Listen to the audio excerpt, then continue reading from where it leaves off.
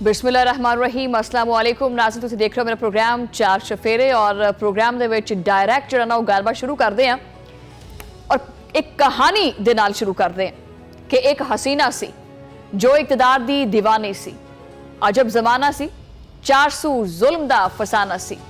अवाम की कहंदे है, मुल्क की चाहता है, जमहूरीयत की हुंदी है, किनू सी परवाह।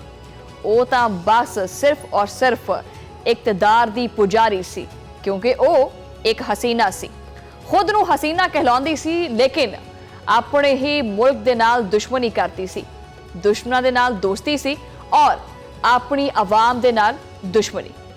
दूसरे मुल्कां नाल ज़्यादा प्यार, ब्राह्मण दे नाल ज़्यादा प्यार ते उन्हां दे जराइम दा की दसीए जिन्हां दा शुमार ही कोई नहीं। ओहदे इकतदार दा हर दिन आवाम लई अजाब सी, क्योंकि ओ एक हसीना सी जिहदे खून दे विच गद्दारी रची बसी सी। ये ओ हसीना है जो बांग्लादेश दे विच क्राइम दी मास्टरमाइंड है। ये ओ हसीना है जिहदे सिर दे उत्ते अपने ही आवाम दा खून सवार है। ये ओ हसीना है जिसने आवाम दे उत्ते गोलियां बरसाइयां, आवाम नहीं अपनी आवाम दे उत्ते गोलियां बरसाइयां। ये ओ हसीना है जिहदे हुक्म दे उत्ते बंगालियां नू जिंदा जला दिता जांदा सी। ये ओ हसीना है जिन्हें इंसानियत दे खिलाफ जराइम दी लंबी तारीख है ओ लिखी। ये ओ हसीना है जिन्हें 1400 मुजाहिरीन दा कत्ल कीता। ये ओ हसीना है जिन्हें अपने सियासी मुखालफीन नू चुन चुन के निशाना बनाया। ये ओ हसीना है जिन्हें मुहिब्बे वतन पाकिस्तानियां नू आपदियां अदालतां दे विच आपदी मर्जी दियां सजावां दवाइयां। ये ओ हसीना है जिन्हें इंसाफ दे नाल मुजरिमाना खिलवाड़ कीता, खेडां खेडियां। ये ओ हसीना है जिन्हें अपने मुखालफीन नू फांसी दे उत्ते लटकाया। ये ओ हसीना है जिन्हें मशरकी पाकिस्तान दे विच हुब्बुल वतनी दा मुजाहिरा करन वाले पाकिस्तानियां नू सूली ते चढ़ाया। ये ओ हसीना है जिन्हें बांग्लादेश दे विच इंसानी हकूक दी संगीन खिलाफवर्जियां भी कीतियां। ये ओ हसीना वाजिद है जिहदा अंजाम हुण बिल्कुल नेड़े पहुंच गया। गुज़श्ता रोज़ बांग्लादेश दे इंटरनेशनल क्राइम ट्रिब्यूनल ने तारीखी फैसला सुना दिता है।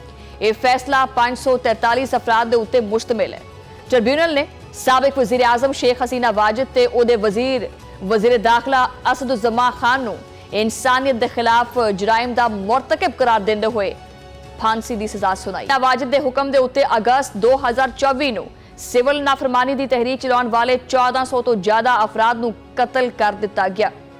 इस केस दे विच तहरीक के शुरका, ऐनी शाहिदीन ते जख्मियों का इलाज करने वाले डॉक्टर समेत कुल 54 अफराद ने गवाही भी दी है। इस तो अलावा शेख हसीना वाजिद की गुफ्तगू की ऑडियो, वीडियो, मीडिया रिपोर्ट्स वो भी फड़ियां गई ने। गोलियां दे सबूत भी ट्रिब्यूनल ने पेश किए ने। लेकिन असल गल की है कि ताकत हमेशा नहीं चलती, ताकत का जोर हमेशा नहीं चलता, जुल्म हमेशा नहीं रहिंदा। और वो लोग जिहड़े सालां तक दूजियां दे खिलाफ जिहड़ा ना वो इस तरह के फैसले करते हैं, उन्हां दे मुकद्दर का फैसला करते हैं, एक ना एक दिन खुद भी मुकद्दर दे इस कटहरे में आके खड़ो जाते हैं। हुण ये हसीना मुल्क तो मफरूर है। जुलाई 2024 नू मुल्कगीर पुरतशद्दुद मुजाहिरा के दौरान 5 अगस्त 2024 नू अपने मुल्क तो फरार हो के ते अपने स्वीट हार्ट्स दी जिहड़ा ना वो बगल च जाके बह गई। मेरा मतलब भारत पहुंच गई।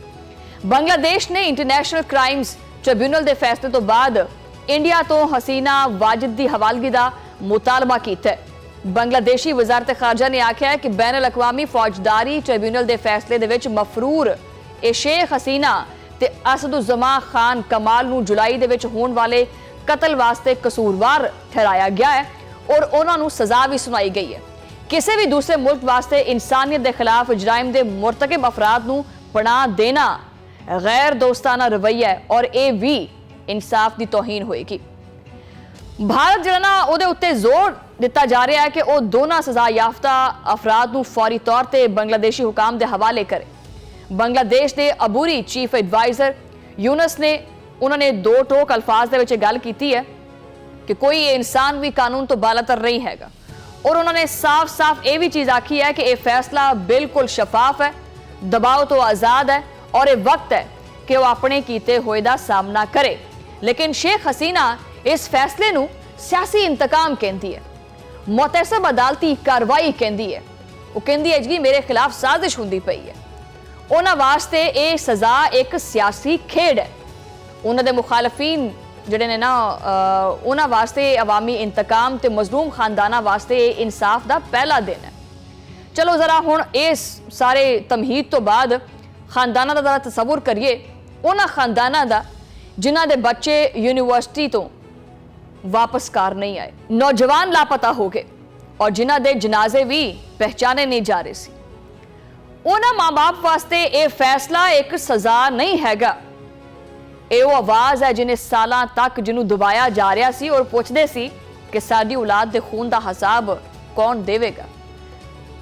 ਅੱਜ ਉਹਨਾਂ ਨੂੰ ਇਸ ਚੀਜ਼ ਦਾ ਜਵਾਬ ਮਿਲਿਆ, ਚਾਹੇ ਅਧੂਰਾ ਸਹੀ ਲੇਕਿਨ ਮਿਲਿਆ ਜ਼ਰੂਰ ਹੈ। ਲੇਕਿਨ ਹਜੇ ਵੀ ਇੱਕ ਸਵਾਲ ਇਹ ਹੈ ਕਿ ਕੀ ਭਾਰਤ ਸ਼ੇਖ ਹਸੀਨਾ ਨੂੰ ਬੰਗਲਾਦੇਸ਼ ਦੇ ਹਵਾਲੇ ਕਰੇਗਾ?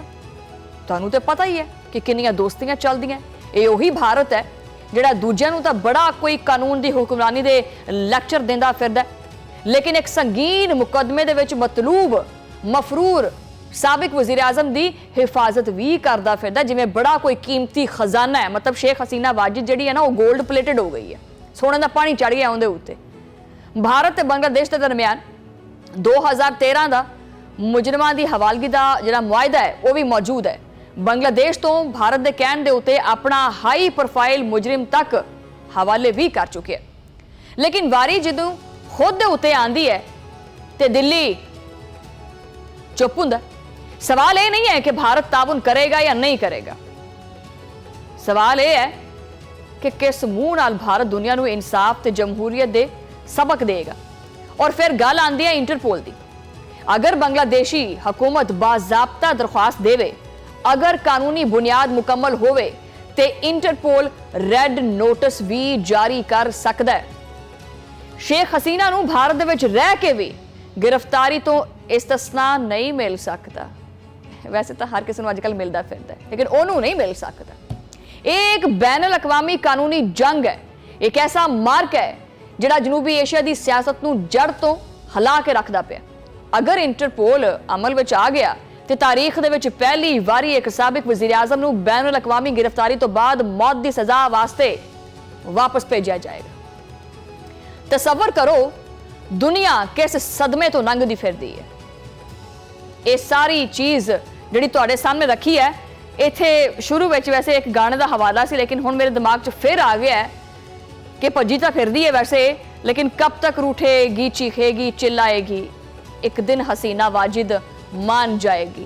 मतलब दाड़ थले हसीना वाजिद आ जाएगी। आज पहुंच गई अपने मंतकी अंजाम नूं 15 साल दा इकतदार, बांग्लादेश के उत्ते हुकूमत, पाकिस्तान के खिलाफ जहर उगलना और भारत के नाल जिहड़ा ना अपने तालुकात नूं मजीद मुस्तहकम ते मजबूत करना। अज किधर गया सारा कुछ, किधर गया हुआ इकतदार? वैसे ऐसे इकतदार का की करना कि इंसान नूं मुंह लुकाउणा पै जावे। लेकिन बांग्लादेशी अवाम ने चीज़ साबित की है कि नाइंसाफी हमेशा नहीं रहिंदी। इंसान नूं हमेशा अपने कीते होए दी सज़ा जिहड़ी ना भुगतनी पैंदी है। लेकिन इस सारे मंजरनामे तो मजीद सवालात ये भी खड़े हुंदे है कि की हुण भारत ताउन करेगा? इंटरपोल जिहड़ा है वो किन्ना ज़्यादा जो है ना वो इस चीज़ के उत्ते ताउन कर सकता या मदद कर सकता है कि जी वो हसीना वाजिद नूं बांग्लादेश भेजे और हसीना वाजिद जिहड़ा ना अपने मंतकी अंजाम तक पहुंचे और उन्होंने फांसी की सज़ा होवे। अगर ऐसा हो गया तो मेरे ख्याल से बहुत बड़ा एक सबक होएगा। ये सबक तो होएगा, लेकिन जारी गल है कि इंसान की जो मौत आती है फिर वो मजीद हथ पैर तो मारदा ही है। ये जिहड़ा भारत है ये अपने अंदर कदी झांक के नहीं वेखदा, लेकिन ये दूजिਆਂ ਦੇ ਉੱਤੇ बड़ी नज़र रहिंदी है कि बाहर की चलदा पिया। हुण इन्हां नूं ये शेख हसीना वाजिद यानी उर्फ हसीना बाजी जिहड़ी है वो बड़ी पसंद आ गई है और 4 पैसे ला के बांग्लादेश दे विच हसीना वाजिद के हक दे विच कोई एहतजाज भी जिहड़ा ना कीता गया कि जी ओह होए सज़ा नहीं सुनानी चाहिदी सी। लेकिन फिर बांग्लादेशी हुकूमत ने अपनी इस्टैबलिशमेंट नूं सद के सारे तितर बितर करते। चलो पता करते हैं वैसे कि हसीना मैडम जिहड़ी है इधर भारत नूं हवाले करदा है कि नहीं करदा बांग्लादेश दे। आलमी अमूर दे माहिर में नाल मौजूद ने जनाब उस्मान शाहिद साहब। उस्मान वेलकम करते हैं अपने प्रोग्राम दे विच और सूरत हाल और इंट्रो तुसीं सुनी लिया है वैसे कि की सूरत हाल चल रही है। सज़ा सुना दी गई है शेख हसीना वाजिद नूं, ਕੀ ਲੱਗਦਾ ਹੈ ਵੈਸੇ ਕਿ ਭਾਰਤ ਵਾਪਸ ਕਰੇਗਾ ਬੰਗਲਾदेश ਨੂੰ? ਮੇਰੇ ਖਿਆਲ ਨਾਲ ਭਾਰਤ ਜਿਹੜਾ ਜਿਸ ਤਰ੍ਹਾਂ ਨਜ਼ਰ ਆ ਰਿਹਾ ਵੇ ਕਿ ਉਹਨਾਂ ਦਾ ਤੇ ਕੋਈ ਆਪਣਾ ਇਸ ਤਰ੍ਹਾਂ ਮੂਡ ਨਜ਼ਰ ਨਹੀਂ ਆ ਰਿਹਾ ਕਿ ਬੰਗਲਾदेश ਦੀ ਜਿਹੜੀ ਆਪਣਾ ਖਾਤੇ ਗਿਆ ਉਹਦਾ ਜਵਾਬ ਪਹਿਲਾਂ ਵੀ ਨਹੀਂ ਦਿੱਤਾ ਤੇ ਹੁਣ ਦੀ ਸੂਰਤ ਹਾਲ ਕਦਰੇ ਮੁਖਤਲਫ ਤੇ ਹੈ। ਲੇਕਿਨ ਚੂੰਕਿ ਸਰਕਾਰ ਜਿਹੜੀ ਬੰਗਲਾदेश ਦੀ ਔਰ ਅਬੂਰੀ ਹੈ, ਉਹ ਇੰਟਰਮ ਸੈਟਅਪ ਹੈ, ਉਹਦੇ ਕੋਲ ਉਹਨਾਂ ਜ਼ਿਆਦਾ ਮੈਂਡੇਟ ਨਹੀਂ ਹੈ ਤੇ ਜਿਹੜੇ ਫਰਵਰੀ ਦੇ ਇੰਤਖਾਬਾਤ ਨੇ ਉਹਦੇ ਬਾਅਦ ਜਿਹੜੀ ਸਰਕਾਰ ਆਏਗੀ ਉੱਥੇ ਹੈ, ਉਹ ਜ਼ਾਹਿਰੀ ਗੱਲ ਹੈ ਮੈਂਡੇਟ ਹੋਏਗਾ, ਉਹਦੇ ਕੋਲ ਪਬਲਿਕ ਲੈਜੀਟੀਮੇਸੀ ਹੋਏਗੀ ਹੈ ਤੇ ਉਹਦੀ ਗੱਲ ਜਿਹੜਾ ਟਾਲਣਾ ਜਿਹੜਾ ਬੜਾ ਔਖਾ ਹੋ ਜਾਣਾ ਮੋਦੀ ਹਕੂਮਤ ਵਾਸਤੇ ਆ। ਤੇ ਮੇਰੇ ਖਿਆਲ ਨਾਲ 2 ਮਹੀਨੇ ਹੈ ਉਹਨਾਂ ਦੇ ਕੋਲ ਸੋਚਣ ਦੇ ਕਿ ਕੀ ਉਹ ਆਪਣਾ 15 ਸਾਲ ਜਿਨ੍ਹਾਂ ਤੇ ਉਹਨੇ ਇਨਵੈਸਟਮੈਂਟ ਕੀਤੀ ਹੈ ਜਿੱਦਾਂ ਉਹ ਜਿਹੜੀ ਜ਼ਾਇਆ ਹੋਈ ਪਈ ਹੈ ਉਹਦੇ ਤੇ ਆਪਣਾ ਬੁਨਿਆਦ ਬਣਾ ਕੇ ਬੰਗਲਾदेश ਨਾਲ ਤਲਕਾਤ ਜਿਹੜੇ ਨੇ ਖਰਾਬ ਕਰਨ ਦੇ, ਕਿਉਂਕਿ ਇੱਕ ਪਾਸੇ ਉਹ ਦੇਖ ਰਹੇ ਨੇ ਕਿ ਪਾਕਿਸਤਾਨ ਵੀ ਬੜਾ ਨੇੜੇ ਆ ਰਿਹਾ ਹੈ। ਹੁਣ ਹੈ ਕਿ ਬੰਗਲਾदेश ਕੀ ਕਰ ਸਕਦਾ। ਬੰਗਲਾदेश ਨੇ 2013 ਵਿੱਚ ਇਹਨਾਂ ਨਾਲ ਮੁਆਹਦਾ ਕੀਤਾ ਸੀ ਐਕਸਟ੍ਰੈਡੀਸ਼ਨ ਟ੍ਰੀਟੀ ਮੁਲਜ਼ਮਾਨ ਦੀ ਹਵਾਲਗੀ ਦਾ, ਲੇਕਿਨ ਉਸ ਵਕਤ ਕਹਾਣੀ ਕੁਝ ਹੋਰ ਸੀ। ਉਸ ਵਕਤ 1971 ਦੀ ਲਿਬਰੇਸ਼ਨ ਵਾਰ ਦੇ ਜਿਹੜੇ ਮੁਜਰਮ ਨੇ ਇੰਡੀਆ ਵਿੱਚ ਉਹਨਾਂ ਦੀ ਹਵਾਲਗੀ ਦਾ ਮਸਲਾ ਸੀ ਤੇ ਜਿਹੜਾ ਯੂਨਾਈਟਿਡ ਆਪਣਾ ਲਿਬਰੇਸ਼ਨ ਫਰੰਟ ਹੈ ਅਸਾਮ ਦਾ, ਉਹਦੇ ਬੰਦੇ ਜਿਹੜੇ ਛੁਪੇ ਬੈਠੇ ਨੇ ਬੰਗਲਾदेश, ਉਹ ਕਹਿੰਦੇ ਸਨ ਉਹਨਾਂ ਨੂੰ ਹਵਾਲੇ ਕਰੋ। ਤੇ ਹੁਣ 12 ਵਰ੍ਹਿਆਂ ਬਾਅਦ ਸੂਰਤ ਹਾਲ ਹੈ ਖਲੋਤੀ ਹੈ ਕਿ ਇੱਕ ਐਸਾ ਮਸਲਾ ਆ ਗਿਆ ਜਿਹਦੇ ਬਾਰੇ ਵਿੱਚ ਉਹਦੇ ਵਿੱਚ ਜਿਹੜੀ ਪ੍ਰੋਵੀਜ਼ਨ ਲਿਖੀਆਂ ਨੇ, ਦਫਾਤ ਲਿਖੀਆਂ ਨੇ, ਉਹਨਾਂ ਵਿੱਚ ਬੜਾ ਰੋਲਾ ਹੈਗਾ। ਜਿਵੇਂ ਕ੍ਰਾਈਮਸ ਅਗੇਂਸਟ ਹਿਊਮੈਨਿਟੀ ਦੇ ਹਵਾਲੇ ਨਾਲ ਜਿਹੜੀ ਉੱਥੇ ਕਲੌਜ਼ ਹੈਗੀ ਹੈ ਬੰਗਲਾदेश ਵਿੱਚ, ਉਹ ਡੋਮੈਸਟਿਕ ਫਰੇਮਵਰਕ ਉਹਦੀ ਗੱਲ ਕਰਦਾ ਹੈ। ਇੰਡੀਆ ਵਿੱਚ ਮਾਮਲਾ ਇੰਟਰਪ੍ਰੀਟੇਸ਼ਨ ਦਾ ਉਹ ਮੁਖਤਲਿਫ ਹੈਗਾ ਤੇ ਦੂਜੀ ਕਲੌਜ਼ ਕਹਿੰਦੀ ਹੈ ਉਹ ਬੰਦੇ ਜਿਹੜੇ ਨੇ ਵਾਪਸ ਕੀਤੇ ਜਾਣ ਦੇ ਜਿਹੜੇ ਡਿਊਲ ਕ੍ਰਿਮੀਨਲ ਨੇ ਜਿਨ੍ਹਾਂ ਦੋਵੇਂ ਰਿਆਸਤਾਂ ਦੇ ਵਿੱਚ ਕੋਈ ਜੁਰਮ ਕੀਤਾ। ਇਸ ਇੱਕ ਮੁਕੱਦਮੇ ਦੇ ਵਿੱਚ ਇੰਡੀਆ ਤਸਲੀਮ ਨਹੀਂ ਕਰਦਾ ਕਿ ਉਹਨੇ ਕੋਈ ਜੁਰਮ ਕੀਤਾ, ਜਦੋਂ ਕਿ ਬੰਗਲਾदेश ਦੀ ਸਰਕਾਰਾਂ ਜਿਹੜੀਆਂ ਨੇ ਉਹ ਕਹਿੰਦੀਆਂ ਨੇ ਕਿ ਇਹਨੂੰ ਸਾਡੇ ਹੈਂਡਓਵਰ ਕਰੋ, ਇਹਨੇ 1400 ਬੰਦਾ ਮਾਰਿਆ ਔਰ ਕੇਸ ਸਾਬਤ ਹੋ ਚੁੱਕਿਆ ਜਿਹਦੇ ਸਬੂਤ ਤੱਕ ਦਿੱਤੇ ਗਏ ਨੇ। ਤੇ ਮੇਰੇ ਖਿਆਲ ਨਾਲ ਜਿਹੜੇ ਕਾਨੂੰਨੀ ਮਾਹਰੀਨ ਨੇ ਉਹਨਾਂ ਦੀ ਰਾਏ ਇਹ ਹੈ ਕਿ ਭਾਰਤ ਜਿਹੜਾ ਬਚ ਸਕਦਾ ਹੈ ਕਿ ਇਸ ਜਿਹੜਾ ਮੁਆਹਦਾ 2013 ਦੇ ਉਹਦੇ ਵਿੱਚ ਐਸੀ ਦਫਾਤ ਸ਼ਾਮਲ ਨਹੀਂ ਹੈ ਤੇ ਸੂਰਤ ਹਾਲ ਬੜੀ ਔਖੀ ਹੈ। ਲੇਕਿਨ ਭਾਰਤ ਨੂੰ ਸਿਆਸੀ ਤੌਰ ਤੇ ਫੈਸਲਾ ਕਰਨਾ ਪਏਗਾ ਅਗਰ ਕਾਨੂੰਨੀ ਤੌਰ ਤੇ ਗੁੰਜਾਇਸ਼ ਨਹੀਂ ਵੀ ਹੈ ਤੇ ਬਕਰੇ ਦੀ ਮਾਂ ਆਖਿਰ ਕਦੋਂ ਤੱਕ ਜਿਹੜਾ ਨਾ ਉਹ ਖੈਰ ਮਨਾਏਗੀ। ਔਰ ਉਸਮਾਨ ਸ਼ਾਹਿਦ ਸਾਹਿਬ, ਵੈਸੇ ਤਾਂ ਇਹਨਾਂ ਦੋਨਾਂ ਮੁਲਕਾਂ ਦੇ ਦਰਮਿਆਨ ਮੁਜਰਮਾਨ ਦੀ ਹਵਾਲਗੀ ਜਿਹੜਾ ਮੁਆਹਦਾ ਹੈ ਉਹ ਤਾਂ ਹੈਗਾ ਹੀ ਹੈ, ਮੌਜੂਦ ਤਾਂ ਹੈਗਾ ਹੀ ਹੈ, ਲੇਕਿਨ ਭਾਰਤ ਜਿਹੜਾ ਨਾ ਉਹ ਸ਼ੇਖ ਹਸੀਨਾ ਵਾਜਿਦ ਨੂੰ ਆਪਣਾ ਬੜਾ ਕੀਮਤੀ ਅਸਾਸਾ ਬਣਾਈ ਫਿਰਦਾ ਔਰ ਚਾਹੁੰਦਾ ਕਿ ਉਹਨੂੰ ਮਹਿਫੂਜ਼ ਕੀਤਾ ਜਾਵੇ। ਅਗਰ ਬੰਗਲਾदेश ਦੇ ਨਾਲ ਭਾਰਤ ਤਾਉਨ ਨਹੀਂ ਕਰਦਾ ਤੇ ਫਿਰ ਬੰਗਲਾदेश ਨੂੰ ਕਿਸ ਤਰ੍ਹਾਂ ਦਾ ਹਰਬਾ ਇਸਤੇਮਾਲ ਕਰਨਾ ਚਾਹੀਦਾ ਹੈ ਇਸ ਹਸੀਨਾ ਵਾਜਿਦ ਨੂੰ ਵਾਪਸ ਬੰਗਲਾदेश ਲਿਆਉਣ ਵਾਸਤੇ? ਹਾਂਜੀ, ਜਿੱਥੇ ਤੱਕ ਤਾਲੁਕ ਗਿਆ ਆਪਣਾ ਫੈਸਲਾ ਹੋਣੇ ਆਇਆ ICT ਦਾ ਬੜਾ ਮੁਸ਼ਕਲ ਲੱਗ ਰਿਹਾ ਕਿ ਭਾਰਤ ਜਿਹੜਾ ਨਾ ਉਹ ਆਪਣਾ ਤਾਬਨ ਕਰੇ ਇਸ ਵਜ੍ਹਾ ਦੇ ਨਾਲ ਹੈ, ਕਿਉਂਕਿ ਜਿਹੜੀ ਸਰਕਾਰ ਹੈਗੀ ਹੈ ਢਾਕਾ ਦੀ ਉਹ ਪਿਛਲੇ ਕੁਝ ਅਰਸੇ ਤੋਂ ਕਈ ਵਾਰੀ ਕਹਿ ਚੁੱਕੀ ਹੈ, ਵਰਬਲੀ ਖਤ ਲਿਖ ਕੇ ਕਹਿ ਚੁੱਕੀ ਹੈ, ਲੇਕਿਨ ਅਜੇ ਤੱਕ ਜਿਹੜੀ ਉੱਥੇ ਦੀ ਹਕੂਮਤ ਹੈਗੀ ਹੈ ਉਹ ਜਿਹੜੀ ਹਸੀਨਾ ਵਾਜਿਦ ਦਾ ਜਿਹਨੇ ਬੜਾ ਧਿਆਨ ਰੱਖਿਆ। ਅਸੀਂ ਦੇਖਦੇ ਹਾਂ ਕਿਸ ਤਰੀਕੇ ਨਾਲ ਪਿਛਲੇ 15-16 ਸਾਲਾਂ ਤੋਂ ਇਨਵੈਸਟਮੈਂਟ ਇੰਡੀਆ ਦੀ ਉੱਥੇ ਪੋਲੀਟੀਕਲੀ ਇਹਦੀ ਹਸੀਨਾ ਵਾਜਿਦ ਦੀ ਪਾਰਟੀ ਤੇ ਕੋਈ ਇਮਕਾਨ ਜਿਹੜਾ ਨਾ ਨਜ਼ਰ ਨਹੀਂ ਆ ਰਿਹਾ ਕਿ ਉਹ ਜਿਹੜਾ ਹਸੀਨਾ ਵਾਜਿਦ ਨੂੰ ਵਾਪਸ ਕਰਨ ਹੈ। ਲੇਕਿਨ ਪਹਿਲੇ ਦੀ ਮਾਮਲਾ ਕੁਝ ਹੋਰ ਸੀ। ਹੁਣ ਉੱਥੇ ਦਾ ਜਿਹੜਾ ਇਨਸਾਨੀ ਜਰਾਇਮ ਤੋਂ ਮੁਤਲਕ ਜਿਹੜਾ ਟ੍ਰਾਈਬਿਊਨਲ ਬਣਿਆ ਜੋ ਕਿ 1971 ਤੋਂ ਬਾਅਦ ਬਣਿਆ, ਪਹਿਲੇ ਜਦੋਂ ਬਣਿਆ ਸੀ ਉਹ ਅਵਾਮੀ ਲੀਗ ਦੇ ਦੌਰ ਵਿੱਚ ਬਣਿਆ ਸੀ ਤੇ ਹੁਣ ਜਿਹੜਾ ਬਣਿਆ ਹੋਵੇਗਾ ਉਹ ਬਕਾਇਦਾ ਇੱਕ ਇੰਡੀਪੈਂਡੈਂਟ ਅਥਾਰਟੀ ਨੇ ਉਹਨੂੰ ਆਪਣਾ ਡੀਲ ਕੀਤਾ। ਲੇਕਿਨ ਉਹਦੇ ਨਤਾਇਜ ਦੇ ਬਾਅਦ ਜਿਹੜਾ ਸੂਰਤ ਹਾਲ ਸਾਹਮਣੇ ਆਈ ਹੈ ਕਿ ਉਹ ਬੰਗਲਾदेशी ਦੁਬਾਰਾ ਖਤ ਲਿਖਣ ਦੀ ਵਜ਼ਾਰਤ ਦਾਖਲਾ ਉੱਥੇ ਹੈ ਕਿ ਇਹਨੂੰ ਤੇ ਜਿਹੜਾ ਸਾਬਕ ਵਜ਼ੀਰ ਦਾਖਲਾ ਰਪੋਸ਼ ਹੋਇਆ ਉਹਨੂੰ ਹੈਂਡਓਵਰ ਕਰੋ ਕਿ IG ਜਿਹੜਾ ਨਾਲ ਜਿਹੜੇ ਸ਼ਾਮਲ ਸੀ ਉਹ ਤੇ ਸੁਲਤਾਨੀ ਗਵਾਹ ਬਣ ਗਿਆ। ਤੇ ਬੜੀ ਮੁਸ਼ਕਿਲ ਸੂਰਤ ਹਾਲ ਹੈ। ਦੋਵੇਂ ਮੁਲਕਾਂ ਦੇ ਸਫਾਰਤੀ ਤਾਲੁਕਾਤ ਜਿਹੜੇ ਨੇ ਉਹਨਾਂ 'ਚ ਬੜੀ ਤਣਾਅ ਨਜ਼ਰ ਆਏਗਾ ਅਗਰ ਇਹ ਮਾਮਲਾ ਜਿਹੜਾ ਕਿਸੇ ਤਰਫ ਜਾਂਦਾ ਨਜ਼ਰ ਨਾ ਆਏ। ਔਰ ਬੜਾ ਮੁਸ਼ਕਿਲ ਹੈ ਮੋਦੀ ਹਕੂਮਤ ਦੇ ਉੱਤੇ ਕਿ ਉਹ ਇਸ ਚੀਜ਼ ਨੂੰ ਇਗਨੋਰ ਕਰਨ। ਉਹਦੀ ਵਜ੍ਹਾ ਸਭ ਤੋਂ ਵੱਡੀ ਹੈ ਕਿ ਨਾਲ ਹੀ ਉਹਨਾਂ ਨੇ ਅਵਾਮੀ ਲੀਗ ਤੇ ਪਾਬੰਦੀ ਲਾ ਦਿੱਤੀ ਹੈ ਤੇ ਫਰਵਰੀ ਵਿੱਚ ਆਮ ਇੰਤਖਾਬਾਤ ਹੋਣੇ ਨੇ ਤੇ ਅਗਰ ਉਹਦਾ ਜਿਹੜਾ ਪੁੱਤਰ ਗੱਲ ਕਰ ਰਿਹਾ ਕਿ ਅਸੀਂ ਇੰਤਖਾਬਾਤ ਨੂੰ ਰੋਕਾਂਗੇ ਜਿਹੜਾ ਕਿ ਬੜਾ ਮੁਸ਼ਕਿਲ ਨਜ਼ਰ ਆ ਰਿਹਾ ਤੇ ਪਾਰਟੀ ਦਾ ਅਗਰ ਮੁਸਤਕਬਲ ਨਹੀਂ ਹੁੰਦਾ, 78 ਸਾਲ ਉਮਰ ਹੋ ਗਈ ਹੈ ਤੇ ਇੰਨੇ ਵਰੇ ਲੰਘ ਗਏ ਨੇ ਤੇ ਹੁਣ ਮੇਰੇ ਖਿਆਲ ਨਾਲ ਤੁਸੀਂ ਕਹਿ ਸਕਦੇ ਹੋ ਕਿ ਉਹਦੀ ਜ਼ਰੂਰਤ ਖਾਸ ਹੈ ਨਹੀਂ ਮੋਦੀ ਨੂੰ ਹੈ। ਤੇ ਕਿਆ ਮੋਦੀ ਸਰਕਾਰ ਦੀ ਮੁਸਤਕਬਲ ਦੇ ਵਿੱਚ ਬੰਗਲਾदेश ਦੇ ਨਾਲ ਤਲਕਾਤ ਖਰਾਬ ਕਰੇਗੀ ਹੈ ਇੱਕ ਐਸੀ ਖਤੂਨ ਦੇ ਮੁਤਲਕ ਜਿਹਦੇ ਤੇ ਜੰਗੀ ਜਰਾਇਮ ਨੇ ਔਰ ਜਿਹੜਾ ਅੱਗੇ ਮੁਸਤਕਬਲ ਦੀ ਸਿਆਸਤ ਕਰਨ ਦਾ ਕੋਈ ਇਮਕਾਨ ਨਹੀਂ। ਤੇ ਮੇਰੇ ਖਿਆਲ ਨਾਲ ਬੜੀ ਮੁਸ਼ਕਿਲ ਸੂਰਤ ਹਾਲ ਹੈ ਦਿੱਲੀ ਵਾਸਤੇ ਕਿ ਉਹ ਫੈਸਲਾ ਕੀ ਲੈਣ ਦੇ। अच्छा उस्मान, मेरा आखिरी सवाल ये है वैसे कि 15 साल बाद खैर बांग्लादेश नू आज़ादी तो मिल गई है और छुटकारा मिल गया ਜਿਹੜੇ ਜ਼ੁਲਮ ਹਸੀਨਾ ਵਾਜਿਦ ਜਿਹੜਾ ਨਾ ਉਹ ਕਰਦੀ ਰਹੀ ਹੈ, ਇਸ ਚੀਜ਼ ਦਾ ਪੋਜ਼ਿਟਿਵ ਜਿਹੜਾ ਇੰਪੈਕਟ ਹੈ ਉਹ ਕੀ ਪਏਗਾ ਬੰਗਲਾदेश ਦੇ ਉੱਤੇ? ਜੀ ਬੜੇ ਦੂਰ ਰਸ ਦੇ ਨਤਾਇਜ ਨੇ ਆਪਣਾ ਜਿਹੜੀ ਸਜ਼ਾ ਹੋਈ ਹੈ ਕਿਉਂਕਿ ਇਹ ਸਜ਼ਾ ਦੀ ਜਿਹੜੀ ਅਪੀਲ ਹੈਗੀ ਹੈ ਉਹਦਾ ਵੀ ਜਿਹੜਾ ਨਾ ਬੜਾ ਰੋਲਾ ਪੈ ਕੇ ਆਉਣਾ ਕਿਉਂਕਿ ਇਹ ਟ੍ਰਾਈਬਿਊਨਲ ਜਿਹੜਾ ਉਹਨੂੰ ਉੱਥੇ ਕਾਨੂੰਨੀ ਹੈਸੀਅਤ ਹਾਸਲ ਹੈ ਤੇ ਜਿਹੜੀ ਹਸੀਨਾ ਵਾਜਦ ਦਾ ਕਹਿਣਾ ਹੈ ਕਿ ਅਗਰ ਮੈਂ ਐਡੀ ਵੱਡੀ ਜੰਗੀ ਮੁਜਰਮ ਹਾਂ ਤੇ ਫਿਰ ਬੈਨ ਅਲ-ਅਕਵਾਮੀ ਅਦਾਲਤ ਜਿਹੜੀ ਹੈਗੀ ਇਨਸਾਫ ਦੀ ਉਹਦੇ ਵਿੱਚ ਕੇਸ ਲੈ ਕੇ ਟੁਰ ਜਾਣਾ ਹੈ। ਲੇਕਿਨ ਬੰਗਲਾਦੇਸ਼ ਸਮਝਦਾ ਕਿ ਡੋਮੈਸਟਿਕ ਫਰੇਮਵਰਕ ਵਿੱਚ ਇੰਨੀ ਗੁੰਜਾਇਸ਼ ਹੈ ਕਿ ਇਹਦਾ ਟਰਾਇਲ ਇੱਥੇ ਕੀਤਾ ਜਾਏ ਤੇ ਮੇਰੇ ਹਾਲੇ ਬੜਾ ਮੁਸ਼ਕਿਲ ਹੈ ਵਾਪਸ ਜਾਣਾ ਇਹਦਾ। ਤੇ ਉਹਦੀ ਜਿਹੜੀ ਪਾਰਟੀ ਹੈ ਉਹਦੇ ਖਿਲਾਫ ਜਿਹੜਾ ਮਾਹੌਲ ਉੱਥੇ ਖਲੋਤਾ ਹੈ, ਜਿਸ ਤਰ੍ਹਾਂ ਉੱਥੇ ਦੀ ਆਵਾਮ ਉਹਦੇ ਖਿਲਾਫ ਹੋਈ ਪਈ ਹੈ, ਔਰ ਜਿਸ ਤਰ੍ਹਾਂ ਇੰਡੀਆ ਦੀ ਕਠਪੁਤਲੀ ਹਕੂਮਤ ਬਣੀ ਬੈਠੀ ਸੀ, ਮੈਨੂੰ ਲੱਗਦਾ ਕਿ ਬੜਾ ਮੁਸ਼ਕਿਲ ਹੈਗਾ ਹਸੀਨਾ ਵਾਜਦ ਦੀ ਆਪਣੀ ਸਿਆਸਤ ਤੇ ਉਹਦੀ ਪਾਰਟੀ ਦੀ ਸਿਆਸਤ ਦਾ। ਹੁਣ ਉਹ ਆਪਣਾ ਪੁੱਤਰ ਲਾਂਚ ਕਰਨਾ ਚਾਹ ਰਹੀ ਹੈ ਜਿਹੜਾ ਸਾਰੀ ਜ਼ਿੰਦਗੀ ਜਿਹੜਾ ਅਮਰੀਕਾ ਦੀ ਨੈਸ਼ਨੈਲਿਟੀ ਲੈ ਕੇ ਉੱਤੇ ਬੈਠਾ ਰਿਹਾ, ਹੁਣ ਉਹ ਆਉਣ ਦੀ ਕੋਸ਼ਿਸ਼ ਕਰੇਗਾ। ਲੇਕਿਨ ਜ਼ਮੀਨੀ ਹਕਾਇਕ ਜਿਹੜੇ ਨੇ ਉਹ ਦੱਸਦੇ ਨੇ ਕਿ ਇਹਦੀ ਕੋਈ ਗੁੰਜਾਇਸ਼ ਨਹੀਂ ਹੈ। ਇੰਡੀਆ ਦੇ ਖਿਲਾਫ ਜਿਹੜਾ ਬਾਕਾਇਦਾ ਤੌਰ ਤੇ ਉੱਥੇ तमाम ਜਿਹੜੇ ਹਲਕੇ ਨੇ ਉਹਨਾਂ ਬੜਾ ਜਿਹੜਾ ਗੁੱਸੇ ਦਾ ਇਜ਼ਹਾਰ ਕੀਤਾ ਕਿ ਇੰਡੀਆ ਸਾਡੀ ਜਿਹੜੀ ਡੋਮੈਸਟਿਕ ਸਾਡੀ ਜਿਹੜੀ ਪੋਲਿਟਿਕਸ ਹੈ ਉਹਦੇ ਵਿੱਚ ਅਸਰਅੰਦਾਜ਼ ਕਿਉਂ ਹੋ ਰਿਹਾ। ਤੇ ਮੇਰੇ ਖਿਆਲ ਨਾਲ ਪਾਕਿਸਤਾਨ ਕੋਲ ਬੜੀ ਚੰਗੀ ਜਿਹੜੀ ਓਪਰਚੁਨਿਟੀ ਕਿ ਅਸੀਂ ਉਹਨਾਂ ਦੇ ਨੇੜੇ ਹੋ ਜਾਈਏ। ਉਹ ਸਾਡੇ ਸਾਗਦਾਰ ਸਾਹਿਬ ਵੀ ਉੱਥੇ ਗਏ ਨੇ, ਉੱਥੇ ਦੇ ਬੱਚਿਆਂ ਨੂੰ ਉਹਨਾਂ ਨੇ ਕਿਹਾ ਸਕਾਲਰਸ਼ਿਪ ਤੇ ਪਾਕਿਸਤਾਨ ਪੜ੍ਹੋ। ਮੈਨੂੰ ਲੱਗਦਾ ਪੀਪਲ ਟੂ ਪੀਪਲ ਆਪਸ ਵਿੱਚ ਲੋਕੀ ਜਿਹੜੇ ਨੇ ਆਉਂਦੇ ਜਾਂਦੇ ਰਹਿਣ ਦੇ ਤੇ ਉਹਦੇ ਵਿੱਚ ਬੜਾ ਫਾਇਦਾ ਹੈ, ਕਿਉਂਕਿ ਹਕੂਮਤਾਂ ਦੇ ਲੈਵਲ ਤੇ ਤਲਕਾਤ ਪਹਿਲੇ ਵਾਹਵਾ ਖਰਾਬ ਰਹੇ ਨੇ। ਹੁਣ ਆਵਾਮ ਵਾਸਤੇ ਮੈਨੂੰ ਲੱਗਦਾ ਦਰਵਾਜ਼ੇ ਖੁੱਲ੍ਹਣੇ ਚਾਹੀਦੇ ਨੇ, ਤਾਜਰ ਤਬਕਾ ਆਵੇ, ਲੇਬਰ ਮਾਰਕੀਟ ਜਿਹੜੀ ਹੈ ਉਹ ਵਾਹਵਾ ਐਕਟਿਵ ਹੈ, ਸਾਡਾ ਨੌਜਵਾਨ ਤਬਕਾ ਹੈ ਉਹ ਵੀ ਜਾਣਨਾ ਚਾਹੁੰਦਾ ਹੈ, ਉੱਥੇ ਦੀ ਮਖਲੂਕ ਵੀ ਇੱਥੇ ਆਏ।